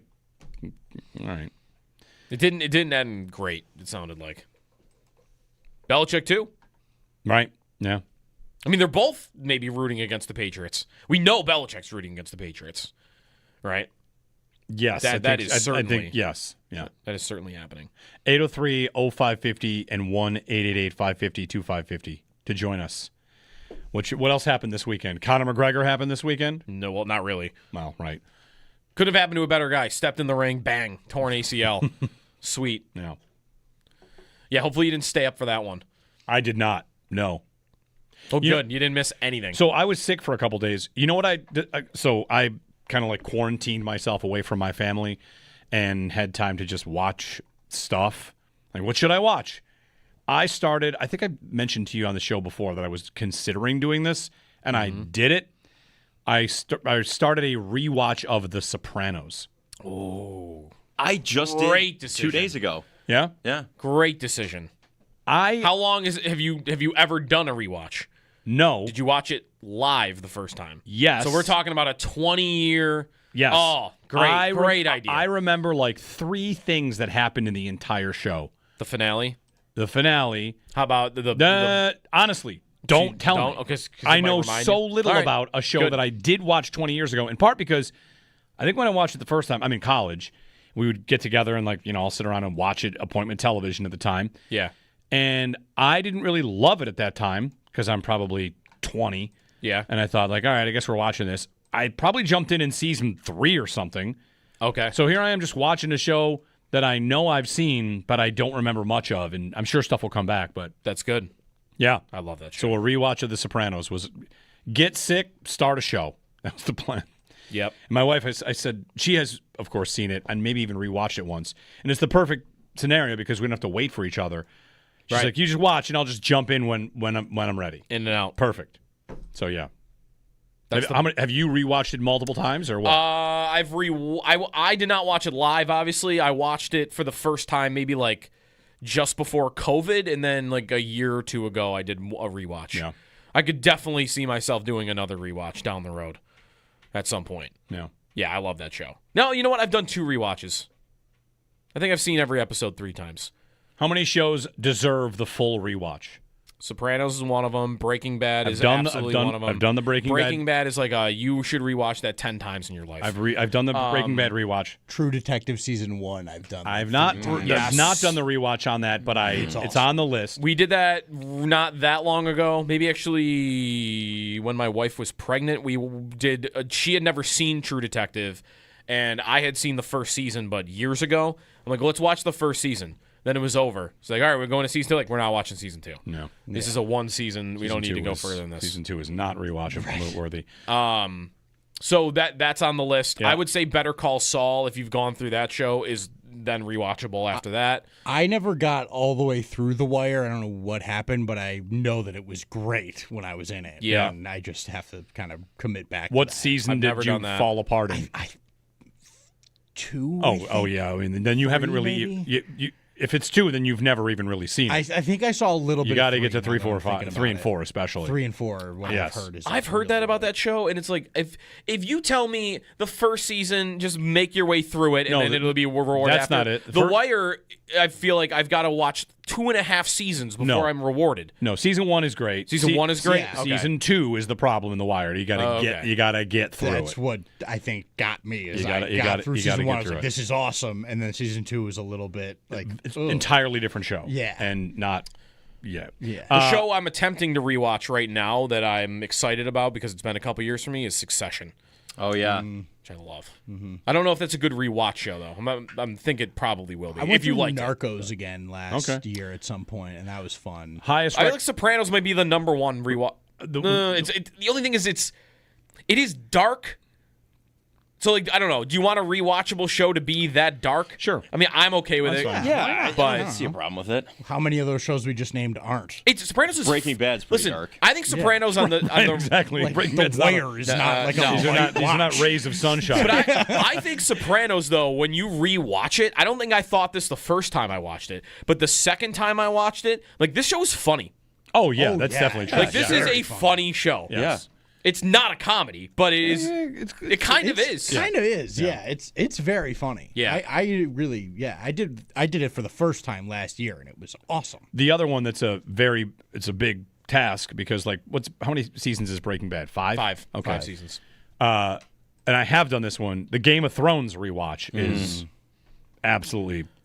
I mean, it's going to take a lot of time. It takes some time. They're long episodes too, aren't they? Yes, some of them really are. Yeah. But it's great. I'm gonna tell you right now, I probably will rewatch Cape Fear when I finish it. 'Cause it's awesome. A new episode was last Friday, and it was insane. Yeah. It's very good. That's Apple TV? Yeah, a new Apple TV one. They keep crushing it with their stuff. There's another show, Widow's Bay, maybe that's coming out that they've been. That I've seen heard Widow's really Bay. good Watch reviews Widow's Bay. for. I think almost every show I've seen on that platform has been great. Right, like Severance is unbelievable. Yep. Yeah, That's one I couldn't see myself rewatching though. Ooh, I could. I think you could. What's pick the up some best stuff. show that isn't rewatchable, or that you would never rewatch? That's a good question. I feel like Severance. It doesn't appeal to me as a. I loved it, but I don't know. Best show you should. I couldn't tell you why this is the case. It just wouldn't strike me as a rewatchable show to me. Show I've rewatched a lot recently is Suits. I know it's You a might be little- the only one in the room on that one. Yeah. 803-0550. Josh Allen, the number one quarterback in football according to executives and scouts. Everyone around here is like, yeah, of course he is. And the Connor Hellebuck watch continues. Conditions continue to be present for a Hellebuckening. Yeah, I'm going with that. It's not, I'm going with that. Is it a good pun name, Hellebuck? You kind of got to break it apart, I feel like. There's a lot of potential. Yeah, there's potential. Does he have nicknames on Hockey Reference? Yes, he does. He does. I want to get into. I want to see jerseys in the streets. Like we need to start a rally against Winnipeg to trade this guy. It's Bucky, Helly, and Buck. Those are the 3 nicknames on Hockey Reference. I'd like us to create a. Right, like you said, Hellebuck is it's a double name with 2 good working pieces for nicknames. Yeah. We'll get you the latest on that. We'll do our Hellometer. There we go. Yes, we'll get that in. Get some music. Get a graphic. Also, people love the graphics. Madden ratings have been leaked, and I've got that for you. And we should discuss Stephon Diggs saying no wide receiver 2 in football is better than me. Yeah. Which we all agree he's wrong. Question is, how wrong is he? 803-0550 if you want to join us on WGR.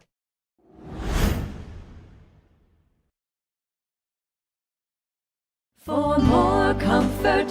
Now's the perfect time to make yourself comfortable with a new electric heating and cooling system from Belknap. In Western New York, summer and winter bring extreme temperature conditions. Make yourself comfortable with Mitsubishi electric heat pumps, designed to keep your home cool in the summer and warm in the winter, no matter how hot or cold it gets outside. Call Belknap today to learn more.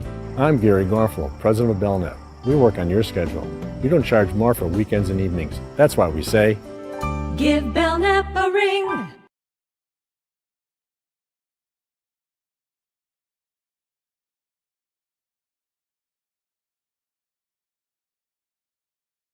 There's really just not that many teams.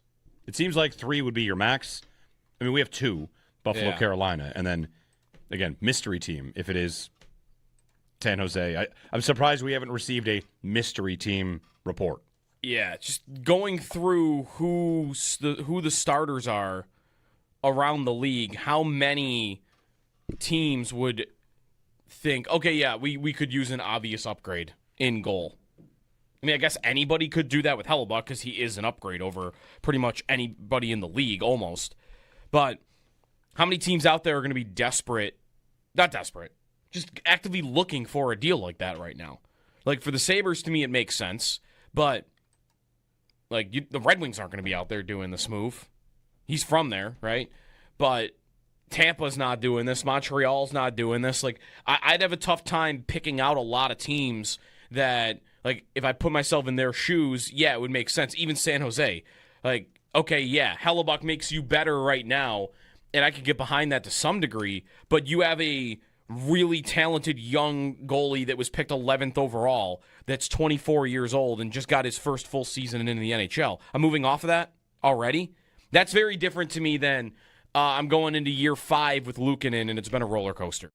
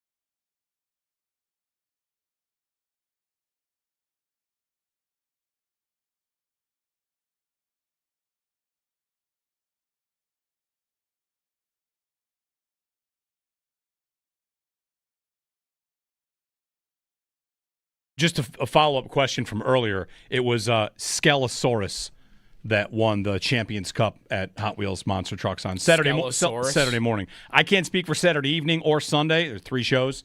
But yeah, Skelosaurus won the Champions Cup. Is this like a truck with like this, like dinosaur shaped? Kind of. Like a dinosaur-ish skeleton. Skelosaurus. Yeah, looks like a fish skeleton, actually, now that I look at it. Kind of, a little bit. Were these like neon lights? Yes. Okay. It was Hot Wheels Glow and cool. Fire. Glow and fire. Listen, I'm telling you right now. Glow in the dark, all the rage these days. If there's a monster truck event within 30 miles of us now in the next 10 years, I will be there probably. With the kids. Had the kids, my father-in-law, my brother-in-law, my nephew, my neighbor and his son were there. And I'm now prepared to give you full-on breakdowns, the difference between Monster Jam and Hot Wheels monster trucks. Okay. Does that make me, like... You're an expert. I guess it does. Yeah, you're an expert. You want to know what the difference is? What is it? The Monster Jam ones are true, big, raw monster trucks that will jump off of giant jumps and do flips. And it's way louder and way more powerful and way more about, like, monster trucking. Yep. And the Hot Wheels one's more about, like, the characters of the Hot Wheels. Like, they do stuff, but it's not nearly as cool. Mm-hmm. But the cars are cool, and I think the kids might have liked the second one better, the Hot Wheels one, because... So, anyway. There you go. There's the full breakdown. I had my monster truck shirt on. We've got glow-in-the-dark monster trucks. Glow-in-the-dark baseball. We got cosmic baseball. We got cosmic hockey coming. We need a cosmic golf course somewhere. I thought you were going to go cosmic football at the new Highmark. Cosmic golf, and I want to play it. I want black lighting all over the course. You're going to give me my glow-in-the-dark golf ball, my glow-in-the-dark golf clubs. We do have glow golf balls. We do. And have for a long time. But not like... You want indoor mini golf outside. I don't want a ball with the little stick in it that glows in the dark. I want the lights to be black lighting. Do you want the trees to be painted oranges and pinks and stuff and to look... You could probably find trees that naturally would do this. No. I'm listening. It's a guess. Like the flowers on the trees? We discovered last week water that glows. All right. You're telling me there's not a tree out there that would glow under black lighting? I'll give you this. If your course had a lot of scorpions on it, those will glow under a black light. Yeah, but I don't think I'm not introducing scorpions to my golf course on purpose. Maybe it's just naturally in the desert, and now you're seeing like, oh, heads up, don't hit it over there. There's some scorpions hanging out. Sure, I understand. I just don't want scorpions anywhere near my golf course. I actually gave you an animal that will glow in your format. But you gave me one that will sting me, and some are probably poisonous. Poisonous or venomous? Which is it? Poisonous. I mean, it's all the same. Venomous. No, it's not. It's not? There's a difference between poisonous and venomous. All right, I'll look that up in the break while I'm also looking up if there are any fluorescent trees. I could just tell you what it is, just to make sure. All right, go ahead. Venomous inject toxins into you. Poisonous release toxins when you touch or ingest them. Okay, that makes sense. So then scorpions would be venomous. Okay.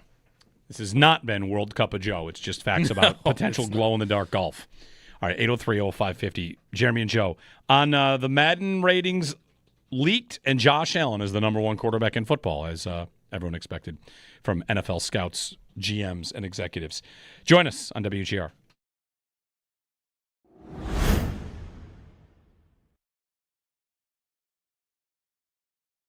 We're going to reach out to Winnipeg, see if we can get the latest on Connor Hellebuck, and we're also, I think we're set to debut the from the producers of the Alex Tuck meter, in Tuck, out of Tuck, comes the Connor Hellebuck scale. Is it a scale? Yeah. On one side, on the left will be hell no, that he's not coming. Yep. On the right will be Buck yeah, B-U-Y-C-K, Buck yeah. So yep. We've got Owen's got the little goalie going back and forth, sliding left and right. And we will grade how likely it is he's going to come, because the latest out of Winnipeg is that he is 95% to be traded, with the Sabres as the favorite. Mm-hmm. All right. I did wake up today thinking before I saw the 95%, which did that happen overnight or late yesterday? I saw it yesterday morning. Okay, yeah. I didn't see that yesterday morning. What I saw yesterday morning on Hellebuck was the Hello Hockey Show saying Yes. he wants to be in Buffalo. Yes. He wants to go to Buffalo. And I thought, that's the second or third time I've seen that in the last 3 days, maybe even Marty. Was he on with you guys, right? He was on with us. I thought Marty sounded like he's pretty convinced this guy's moving. And like Marty to me was fanning the flames of, no. Nobody should be giving up on this. Yeah. And 2 or 3 little breadcrumbs got me to last night thinking, I bet tomorrow we're going to talk about how it's Hellebuck week. That it's got to happen soon, right? It's going to come to a head. Who wants me to start thinking about this again? Yeah. Hellebuck, his agent. You've said it many, many times. Can he make it ugly? Can he start to lean on them? Right. And that's what the last 4 days feel like. That has started to happen. It will come down to when that would happen, right? Because if Winnipeg if Winnipeg gets put to a place where they feel like they would have to trade him, they probably would want to do that before it does get ugly. When would you say it gets ugly? Not till training camp starts? That would be where I would wonder, what does the timing have to be? Like, do the Jets feel like, well, he's not going to be here until the first week of September, so we have a month and a half to get this done?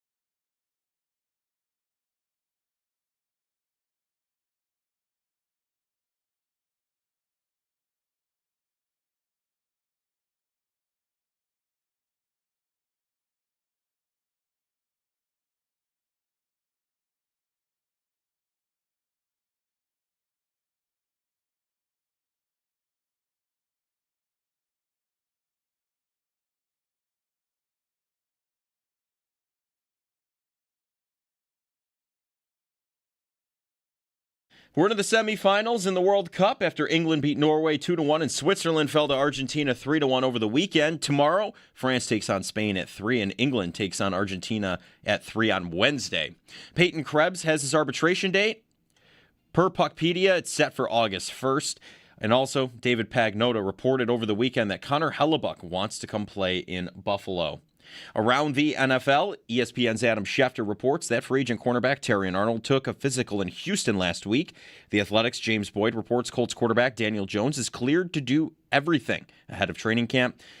Former Rams defensive tackle Aaron Donald worked out with the Rams on Friday, and the estate of former Seahawks owner Paul Allen has announced the sale of the team to 49ers limited partner Vinod Khosla. The All-Star Week upon us in baseball. Yesterday, the Blue Jays, they fell to the Padres 5-4. The Yankees, they beat the Nationals 5-3. The Red Sox, they beat the Mets 3-2. Home Run Derby is tonight at 8 o'clock. That'll be on Netflix. That's your Paddock Chevrolet Sports Update. Paddock Chevrolet with you for the extra mile since 1935. I'm Joe Cali for Western New York's Voice of the Fan, WGR.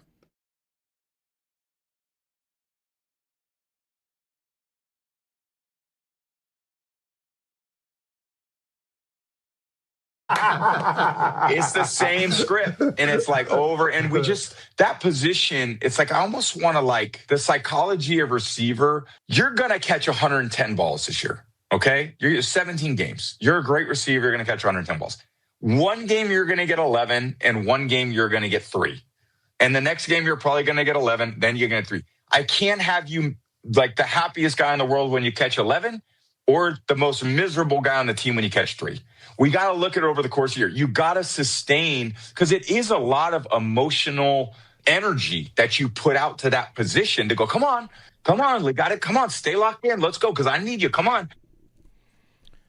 The biggest diva in sports has takes on wide receivers. Tom Brady.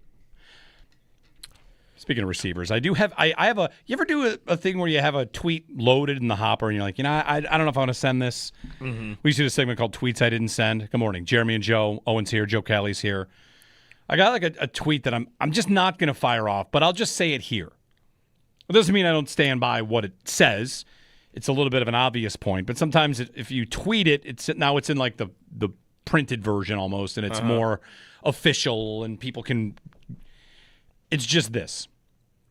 This is on the day that Josh Allen is named the number 1 quarterback in the NFL by scouts and executives. Yep. And scouts and GMs and executives. Jeremy Fowler. So the Bills have the best quarterback in football, which we all know. Yep. And we've probably all thought that for a good 3 years. I think we've been sitting here saying, when's everyone going to just start saying he's better than Mahomes? Like, he's better than Mahomes right now. He's not greater in accomplishment. He's better. Anyway, the tweet is this. That it's water under the bridge. But every once in a while, if you think about it, it is truly stunning to think that the Bills have the best quarterback in football and for multiple seasons of his prime chose to not give him good enough weapons.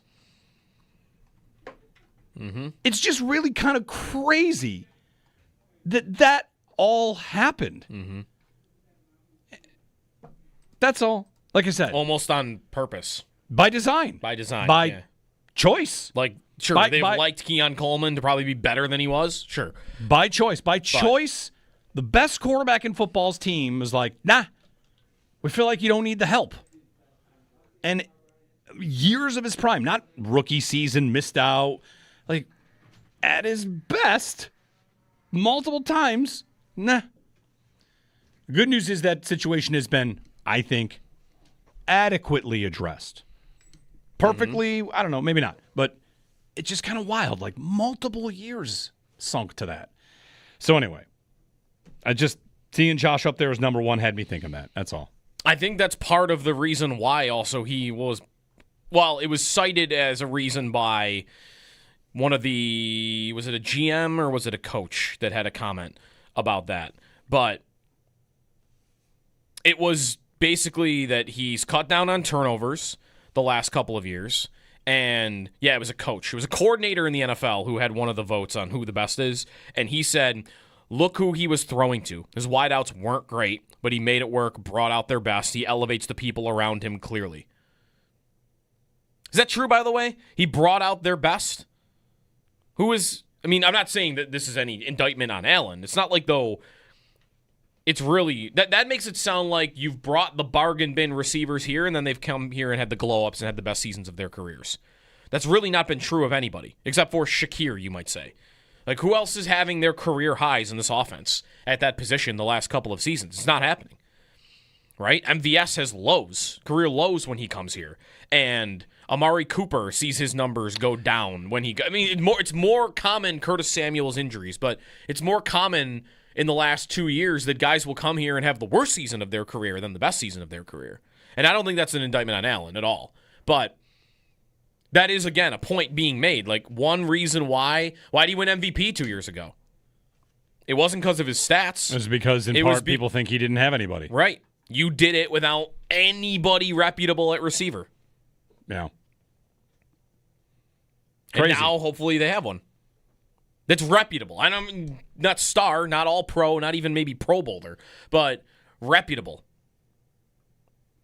And even that is a maybe. I mean, I would maybe go on the stronger side of maybe that we will get it from DJ Moore. But it's at least a question. He's coming off his career worst season in Chicago. So is there a little bit of a immovable force and unstoppable force, immovable object?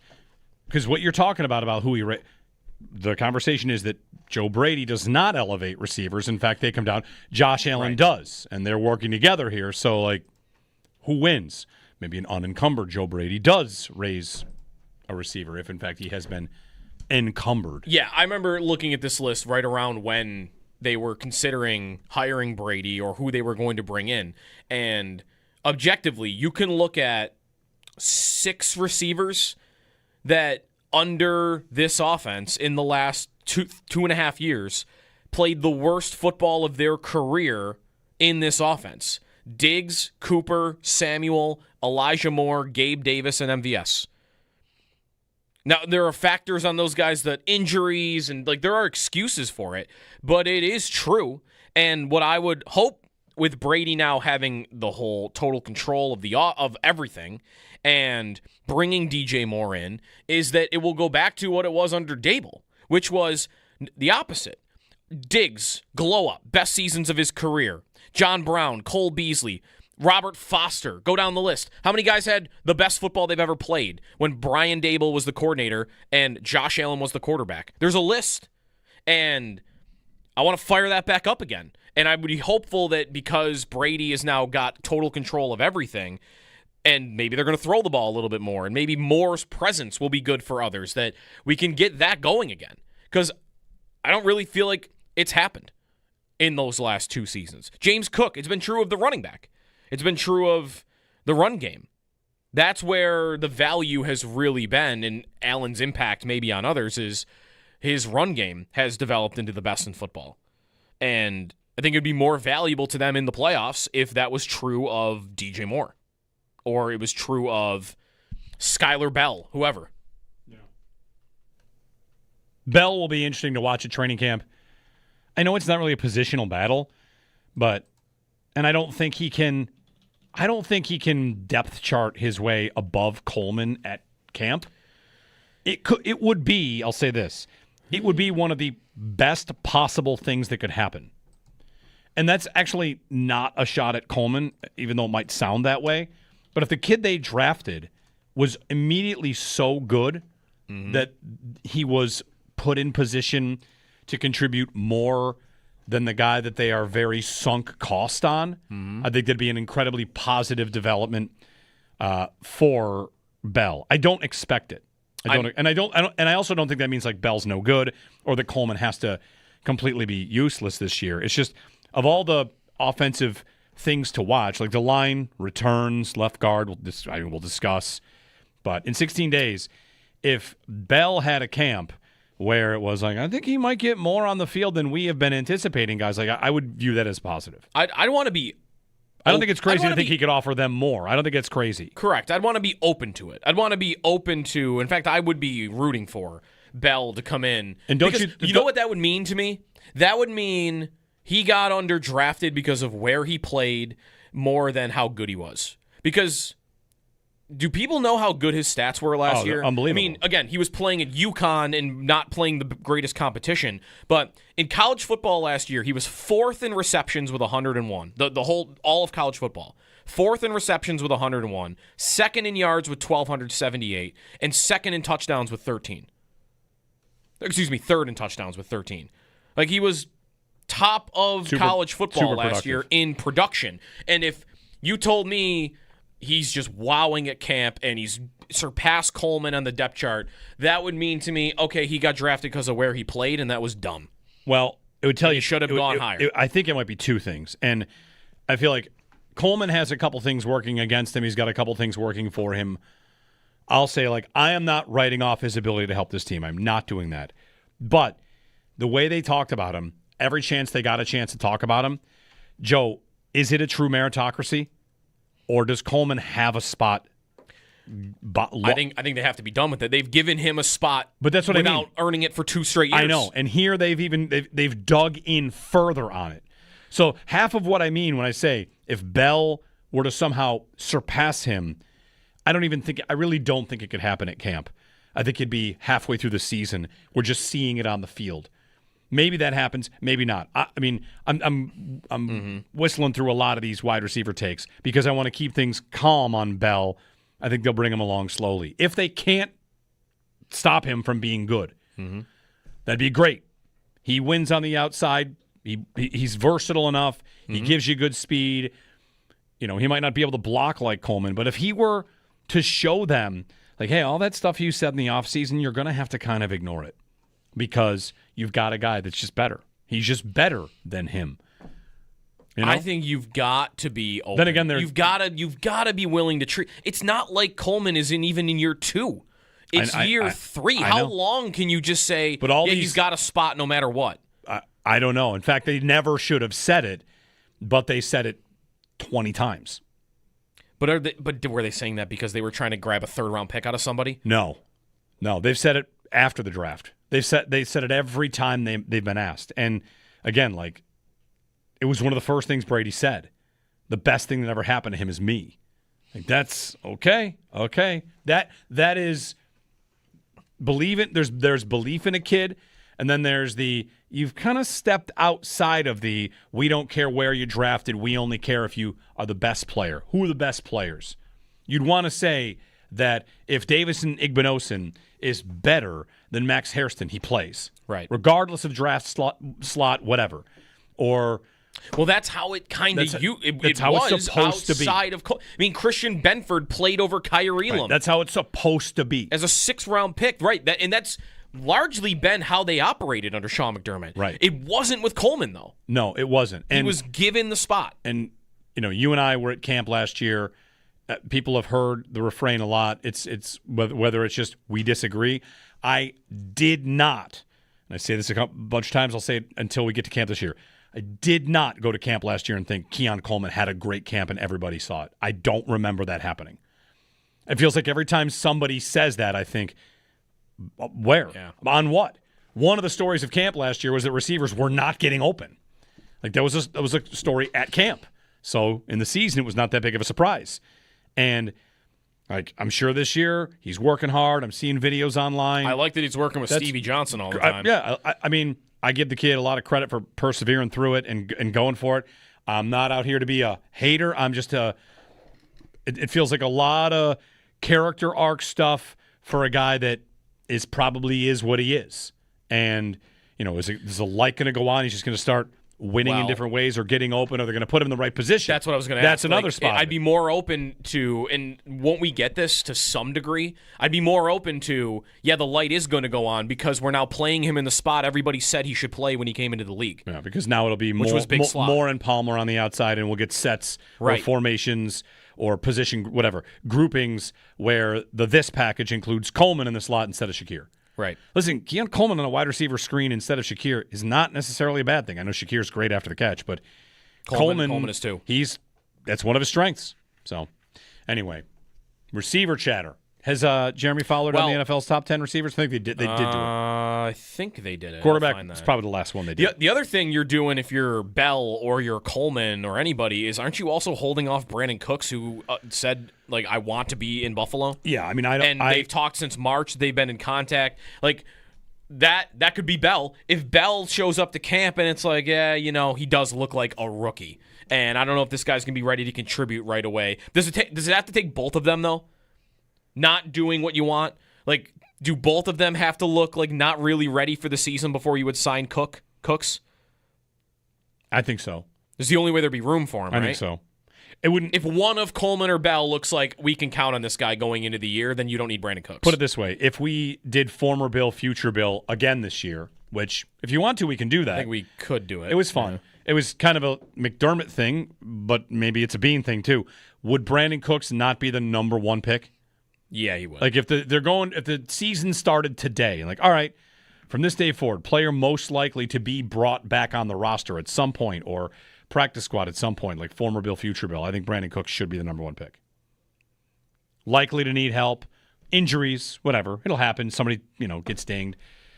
They had some success. Mm-hmm. Anyway. 803-0550 and 1-888-550-2550. Bill, go I'm ahead. having trouble finding. They must have done receiver, right? They're not ending with receiver. I think they did. Billy in Toronto's up. Hey, Billy, good morning. Hey, guys. How you doing today? Yeah, listen, just going to comment on a few of the things that you guys have been saying.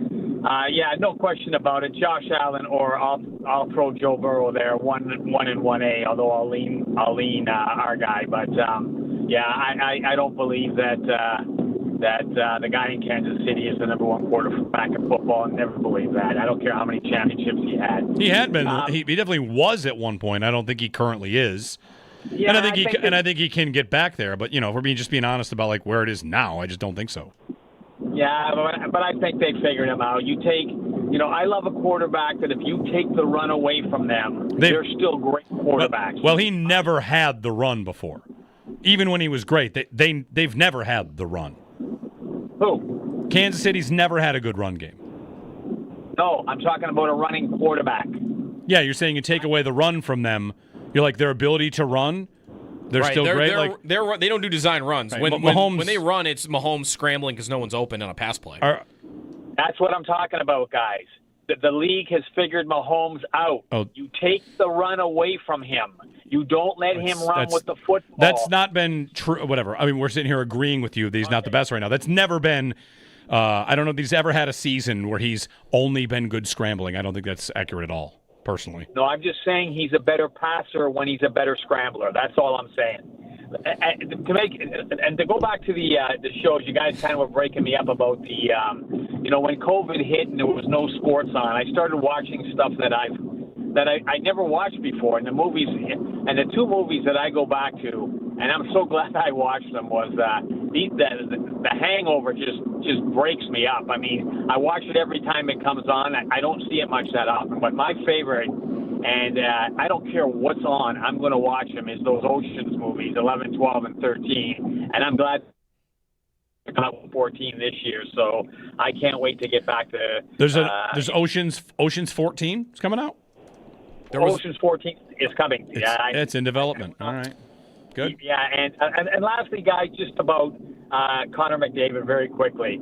It's okay for Tom Brady or even Aaron Rodgers to play up to 45 because you keep yourself in game shape, you keep yourself in good condition. But I'll tell you this, you cannot take 5 years away from any sport. We see it. What Conor McGregor was embarrassing. We've seen what happened to Serena Williams at Wimbledon out in the first round, and Tiger Woods the same thing. When they come back, listen. When you're retired, I know it's the what it has in you to come back and think you can still do it. But when you're retired for 4 or 5 years, don't even think of coming back because it's just flat out embarrassing. That's it, guys. Thanks. Thanks, Billy. Yeah, you mean McGregor, not McDavid. I was like, what's McDavid? Phillip Rivers would like a word. Can I tell you that man threw for 300 yards coming out of retirement after 5 years? Also, George Foreman was retired for 20 years and came out and won the World Heavyweight Championship. There's a couple. It's a pretty strong one. It can work. This is not exactly like the best name, but there is I hope that old guy wins. He's not that old. Who? Justin Rose. I mean, amongst the most competitive golfers right now, he's definitely the oldest. Oh yeah, he is old for like the how well he plays. Yes. Yeah, he's 45. Yeah. And I guess he does play every week. It's not like he won the U.S. Open in 2013, and he's finished tied for the Masters in second place 3 times. Yeah. Justin Rose is, come on, man, win a Masters here. Win the Open Championship. That'd be great. He's finished second place for that twice. Yeah. No, you get Justin Rose in a Sunday pairing. He counts as an old guy. Yeah, he does. Are there any other old guys in sports that got to do it now or it's over for them? Like football doesn't have that. All the old guys have Stafford won. counts. But he's won. He has, but another one will really cement him. But there's no Elway out there where it's it's over for this guy unless he wins this year. No, probably not. Can I give a Derrick Henry? We don't think of running backs this way, but he's got to. Yeah, it's getting to be time. Speaking of Derrick Henry and the Ravens, you'll get a lot of takes out of this quarterback list. The Lamar people are after somebody. Okay, it's because they have highest ranking and lowest ranking, and under Jackson, it's highest ranking 1, lowest ranking unranked. So somebody did not rank Lamar Jackson in the top 10. In the top 10, yeah. Is that insane? Listen, I think Lamar is very good. I think that's insane, personally. I think not having him in the top 10 is ridiculous. What if I count availability? Well, all of a sudden, okay. It's not. It's just not insane. But then I'm taking Mahomes and Burrow off my list. Maybe. How far am I going with that? Mahomes got hurt for the first time. Okay. Lamar has stomach issues every November. Right. Like, he's true. There's missing, that. just like, he's hurt again. He's missing games again. I mean, Dak is in the top 10. He's missed a lot of games. I think Dak not last year, but the year before he did. Dak is a definite top 10. No, I agree. But if we're going to play the availability game, like that guy missed half a season a year ago. So like, how far do I want to go with it? I think it's ridiculous personally. They've not done the receiver list. All right. So that's coming. Maybe that's that's the true money position. Really? Maybe that's tomorrow then? Yeah.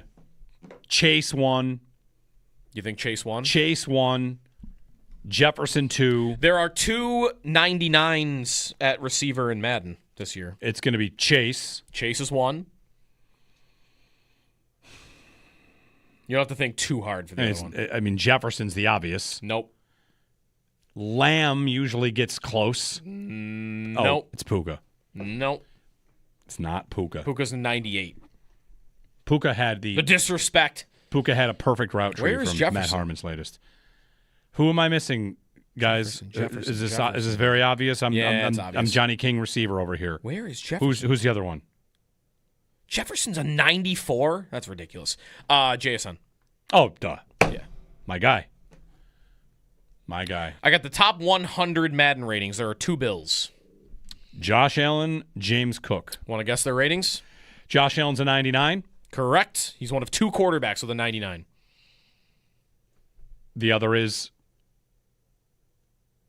not Mahomes. Nope. Yeah, good.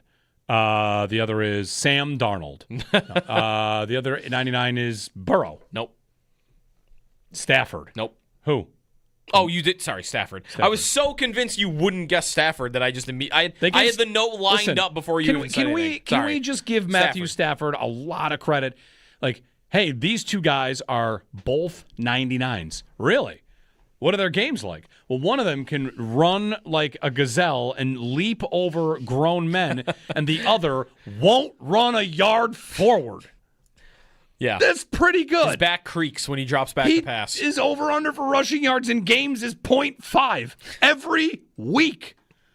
It's the most thrilling number to play in the NFL every week.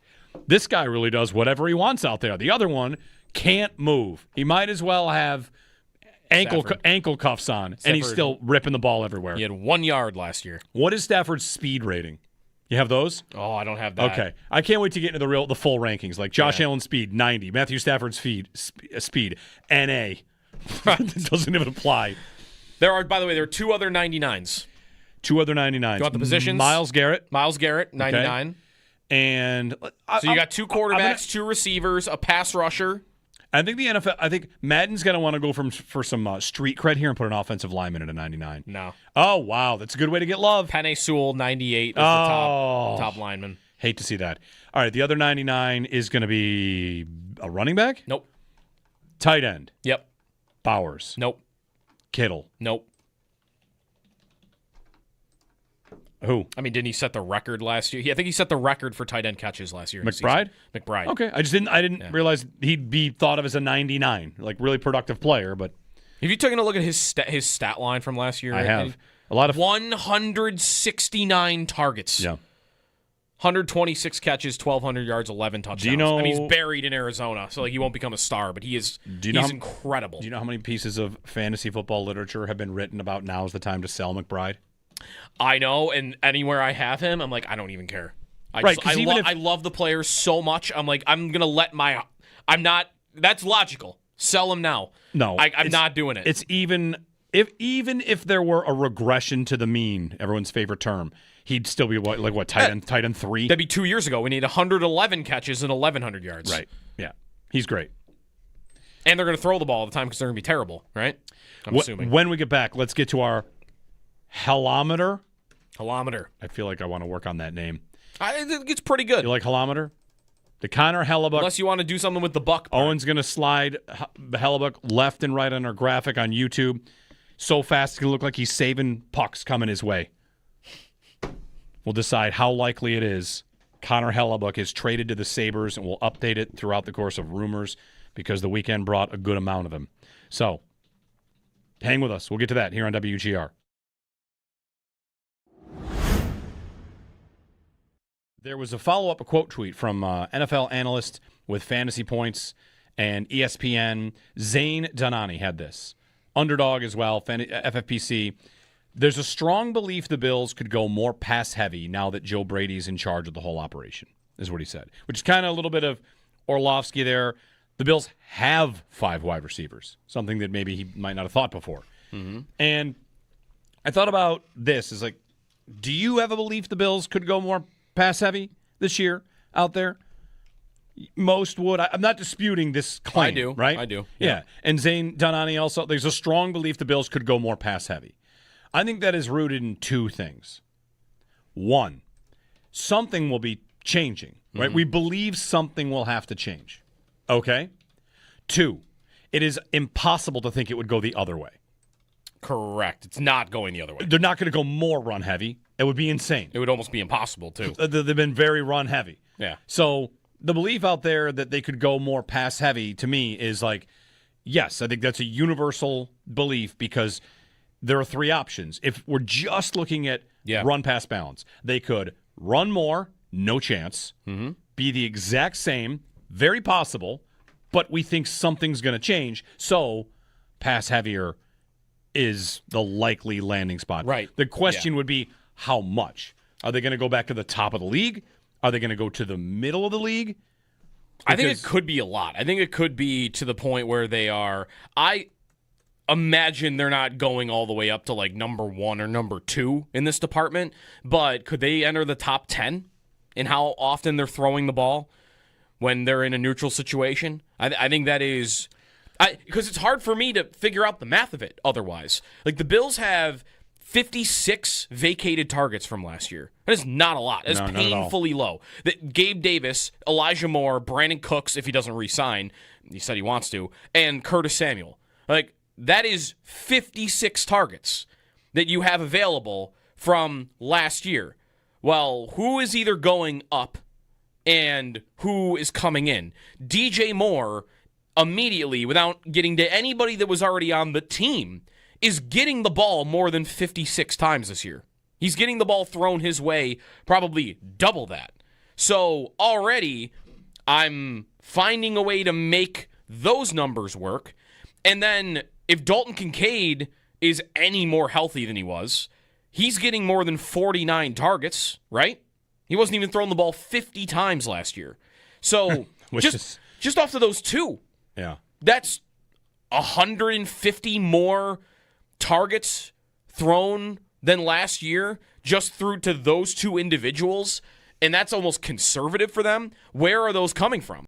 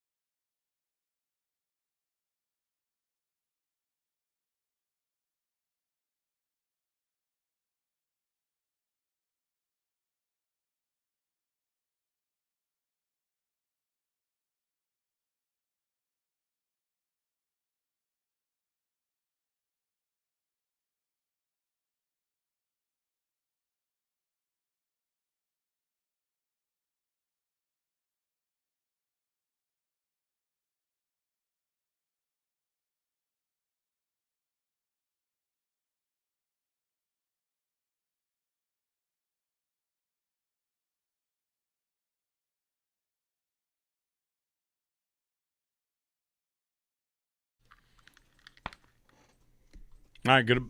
We're going to get to the hellometer in a minute, but first, this is the portion of the show where we talk about the guy that got thrown into the air by a bison. I mean, 10 feet in the air. How do we not address this? We have to. This is what we're here for. This needs to be discussed. This video 100%. deserves a lengthy breakdown. This bison's rascaling on the ground, rolling around. Yep. The beast in all its glory. Yeah. And this park goer, I mean, first question, how's he doing? He's reportedly stable. I saw a tweet this morning. Reportedly stable, just recovering from injuries. He did not get seriously injured. So okay, broken bones, I think. Yeah, but like not, It was quite the flight he took. Seriously injured, thrown 8 feet in the air. There's a still shot of this man flipped in the air, Bridge Bay campground. There's a bison in the campground now. I believe the man that gets thrown, we can see him early in this process walking on the road. Just like, oh, there's a bison. He's taking a picture. Yep. Yeah, he's walking. He stops. No flash I saw anything on the... No, nothing to rile up the bison. Was it the Dolphins jersey? Yes, right. There's of course, the girl standing next to this guy's wearing a Dolphins jersey. It's a Fitz jersey. It is? Right. I thought it was Jarvis Landry. Oh, is it? It could be. Okay, 14. We don't see the back. I see 14 Dolphins. I think Fitz. I think that bison's like, oh, hell no.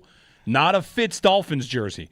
And the bison goes on the move, and he's over there looking for those two. Yeah. And, I mean, that's fear of death. This does escalate quickly. He runs and turns and is hiding, and the bison starts getting after a tree. Now, does he make the right decision to continue hiding, or when the buffalo seems distracted, is that the time to get away? That's the time to get away. That's the time he needed to run to the car that's right behind him and get in and tell them, get me out of here. Exactly. Now.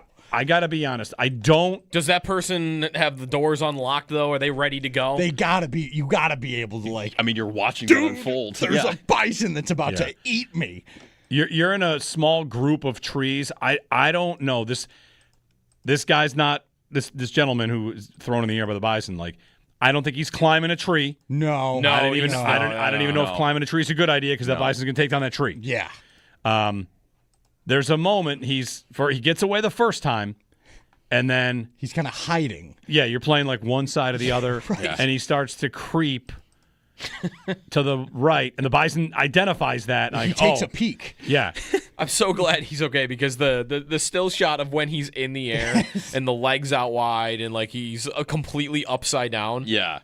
Is a very funny visual. That bison, so by thank the way, goodness he's fine. He cuts that corner around the trees. Oh, yeah. Unbelievably You got a lot of NFL scouts online talking about his bend. Yes. Okay, so he really, like, that's pretty impressive. Here's a question. From the moment the bison goes after him until he is eventually in the air, he has made it 22 seconds. Right. Uh-huh. Would you have made it longer? I think... Well, what do you mean made it? Would I found shelter? Would it have taken more time for the bison to get you than 22 seconds from the moment he comes after you? But in this scenario, I have to I can't get away. Or you could say you would get away because I got to be honest. In the moment you would be able, feeling the pressure of it. I've been in wilderness situations where I know what you're supposed to do for bears, for black bear, for brown bear, for a moose. I have never looked what to do with a bison. Like, if you run away, I don't know that a bison has a predator or prey instinct. It seemed more territorial than it did. Right. If you retreat and run away, like a bear will snap into kill. Right. And I don't know that a bison does that. It seemed pretty upset. It was after you're hiding. Listen, you're hiding on the one edge of the trees. You got a moment, not much, but you got a moment to think there. You know this thing is after you. Right, and you're so at that watching point, it. We understand the situation. Right, you're watching it like attack a tree thinking it's probably you. Because it's over on the other side, and that's what it's distracted by. It's like it is trying to uproot a tree. Yeah. Because I think it thinks the guy's behind him. And then he takes his peek. Are we sure the bison didn't initially want the truck? That's what I thought. The white truck drives through. The bison's going at the truck. The truck turns away, and the bison's like, "All right, can't get that guy, but I'm going to get somebody right. here." I'm mad. I've got there's now a new target. I already started running. I'm getting somebody. Yeah. Target acquired. But I'm telling you, like that when he takes the peek on the left side and the Bison, reacquires the target. Yeah. If he turned to his right, there is a car right there. Yes. Well, that is driving. Is that where Fitzpatrick went? Where's Fitzpatrick? Is gone. Whoever, Totally gone. Or Fitz Jarvis is Landry, totally gone. abandoned their grandfather here in a bad spot. Right, but at that point, once, Grandpa's in the duel with the there's nothing you could do at that point. No. Hold on. Is this next vehicle? There's a parked vehicle, so I feel like That's the vehicle I would have ran to. Is there anyone in that vehicle? Put it this way. If you get to the vehicle, do you think you could keep a Bison on the other side of a vehicle? Because the trees are tougher. I'm scared that the Bison's going to flip the vehicle onto me. Yeah. It's the same thing. If you climb on top, you're going to get flung Right, off. because you just watched it could totally flip the car over. And Took if a it's tree down. sick of chasing you around, it might just think, I'm going to go through the car. It says the best chance of survival for a Bison is to run and hide. Yeah. There's nothing. Okay. There's nothing you can do. What you tried to do? Don't play dead. Curl up in a ball on the ground and protect your vital organs from being gored. That's what it says. Well, Because don't do that, or no. If you play dead, it won't stop. It's not a bear or anything. Well, It'll just keep going at you. What's interesting is the Bison does stop, though, right? Because once Grandpa gets thrown up in the air and is on the ground, he's just kind of standing. He's just, I'm assuming, laying there. And if he's fine in stable condition, you could see in the video, the Bison never goes back after him. It's kind of just standing over him like it just dunked on him. Which is good. But yeah, Man. apparently they're not supposed to stop. It's terrifying. Yeah. Did you get on top of the car and I think I want. I thought about that. I would run up the car. I think I'm taking my chances. I can get around a vehicle well enough, and he gets distracted. I think that's that's right. Yeah. You might not want to run up the car because you might be putting those people in harm's way because now Right. it's coming Well, if it's right at the car. I don't see if it's anybody in the car. No, if it's a parked car, then let me in. I'm looking. if you're in it. I don't see anybody in the silver car that was sort of behind him. All right. The white car was moving. That would have been my plays. Yeah. Flag down that white car and say, you need to save my life right now. Bison can run 40 miles an hour. This gentleman's got broken bones, but he's going to be okay. Going to be okay. Yes. The broken it could be. That's not fun to break bones and also be thrown in the air by a wild animal. Next question: is this good for Buffalo's brand? For the Bills? Sure. The fact that the guy was wearing a Miami jersey makes it definitely yes. That was the aggression towards the Bison. He saw the Dolphins jersey and just went off. Yeah. Next question: what is on should his this shirt? guy, upon making a recovery, bang the drum at a Bills game? Yes. Yes. Definitely. Do it from family circles surrounded by all the Bison statues. I think the Bison should bang the drum at the first game. This should be our Bison. What we should do is make this guy ride the Bison into the stadium to break open the new stadium. Do not put not a Dolphins game though. No. If he sees those Dolphins That'd be jerseys, bad. things could get bad down on the Things field. get scary fast. But yeah, they All run right. 40 miles an hour. It's a little bit of No a- getting away from that. Sort of a bulldog-esque beard on this guy. It's a big one. It's a big beard. It looks like a wizard in a Waldo book that we just got. He looked like he could have been in the what was the duck hunting show? Duck King. Oh. What was the Duck Dynasty? Duck Dynasty. Yeah, Duck Dynasty. I used to love that show. It's like 8. Let's do the holometer before the break here. Yes. We're introducing this new visual so we can get on the record on whether or not Connor Hellebuck will be traded to the Buffalo Sabres. On the one side of the graphic, it'll be hell no. Mm-hmm. On the other side, buck yeah for Connor Hellebuck. And there he is in the middle. All right. Wait, he's moving up and down. What's that even mean? yeah. Up Look, and down. look, who says this guy can't move anymore? 33 years old. He's sliding back and forth easy on this Look how graphic. fast he can go. Look, that's right. Look at that. Now, is this for just him being traded or to specifically To the the Sabres? Sabres. To the Sabres. All right. These are not what we want. This is what we think. Hell no, Yes. he's not going to be traded here. Or buck, yeah, he is. Right. And we've got sort of two. It feels like there's two stories going right Yeah, now. yeah. Well, Hellebuck really wants to come here, apparently. And the Sabres really want him. Right. For anybody asking, why would you want this? The worst answer I could give you, at worst, is the Sabres want this. Right. The reporting is that the deal's pretty darn close and got shut down, and Not this is why you should do it, but isn't he wouldn't he immediately be one of the 3 biggest stars that's ever played for the team? Yes. Yeah. And aren't the Sabres Right. supposed to have a star goalie? Historically, Dom, Miller. yeah. continue on. Give me another guy. I'd like that. I mean, maybe that's a little greedy and selfish because I'm a goalie guy, but like, You're just here for your own brand now at this point. You just want another, you and Helly. I think we should at least put this. It's got to be towards the right, in my for opinion. sure. It's got to be closer to Buck. Yeah, I want to go ahead and put it, like the second last fence post. Yeah. So not all the way there, but one tick away. One tick away from it's done. Yeah, I would agree. I'm feeling good about it. This is right here is where I like this here. I like where he's at right there too. Like, That makes sense. we think we all I think feel great about it happening. that it's going to happen. Yeah. I mean, I've got my only thing is Chad. Is like I trust Chad. I think Yeah, he's pretty plugged in, and he is like it is pretty much dead. But show me anywhere else where it's alive. Right. That's where I come around to where it's like, yeah, but also they're gonna move him, and I don't know that it makes sense for anybody else that much. Like 95% chance he gets moved. And if you're the favorite, I just think if you were to be, well, whatever. If you could peer in the crystal ball and say he will get traded, someone's going to beat the Sabres to that? Maybe. Yeah. Maybe, but it's the whole saga from start to finish. Now he wants to come here. He waived the no move to start. Like it's not. There's not a lack of that. They check more boxes than like even like if it was San Jose or New Jersey. Listen, last year should count for something, and there are a couple things this guy wants. He wants to be in the U.S. Check. He wants to win. Okay, well, guess what? Those other two teams did last year. They missed the playoffs, and San Jose hasn't won in years. Sabres won a playoff round last year. I've got a connection with the guy on the team. I've got a known appetite at the draft for him that I've not seen out of anywhere like San Jose or New Jersey yet.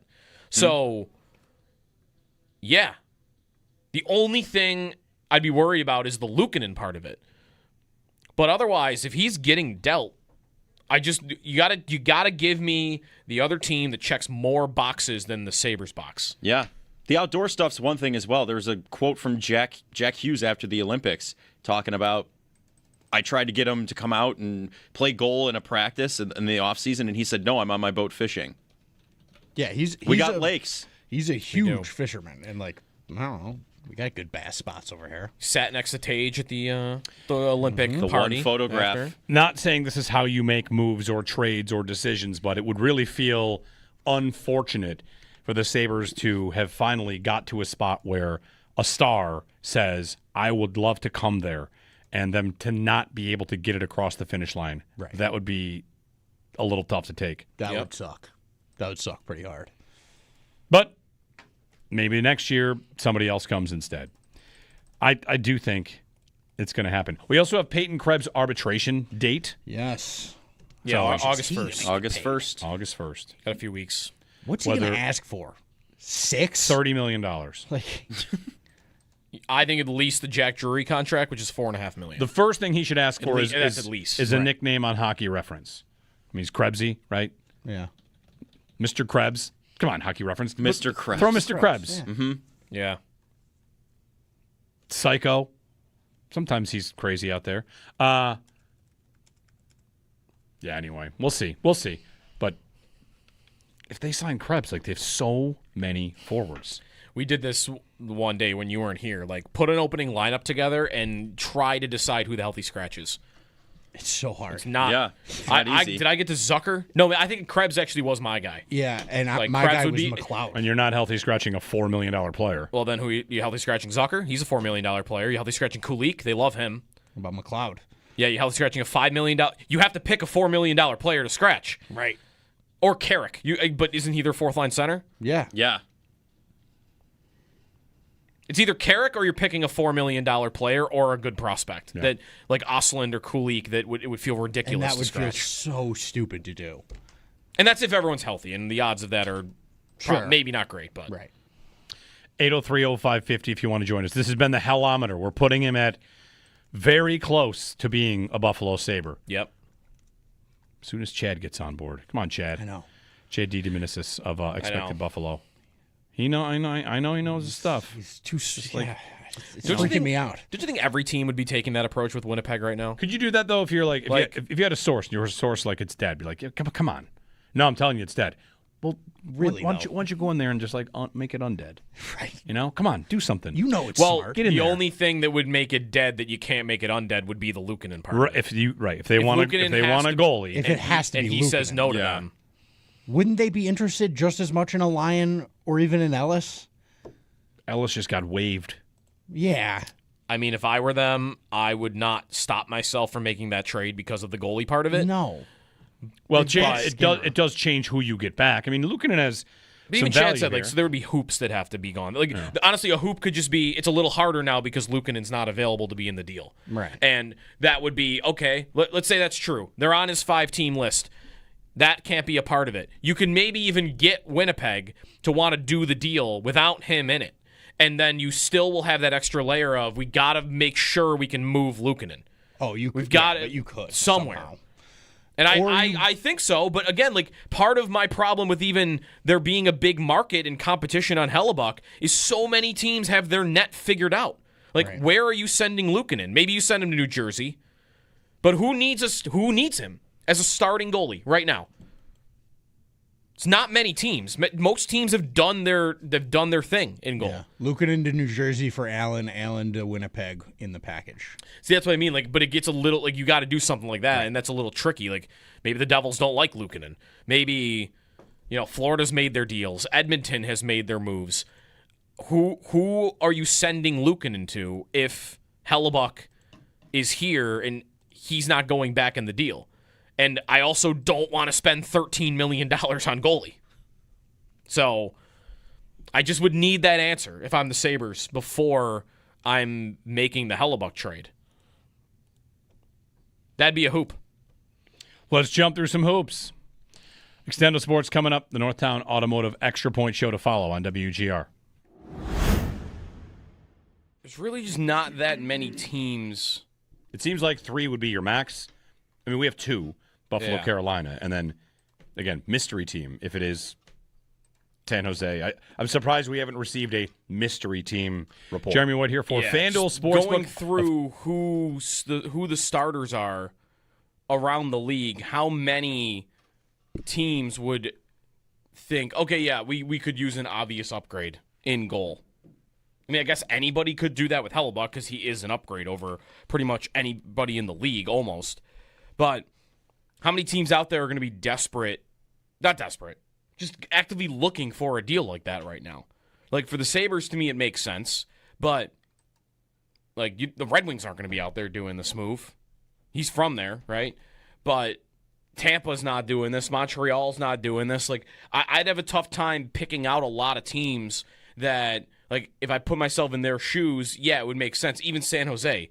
Like, okay, yeah, Hellebuck makes you better right now, and I could get behind that to some degree, but you have a really talented young goalie that was picked 11th overall that's 24 years old and just got his first full season in the NHL. I'm moving off of that already. That's very different to me than I'm going into year 5 with Luukkonen, and it's been a roller coaster.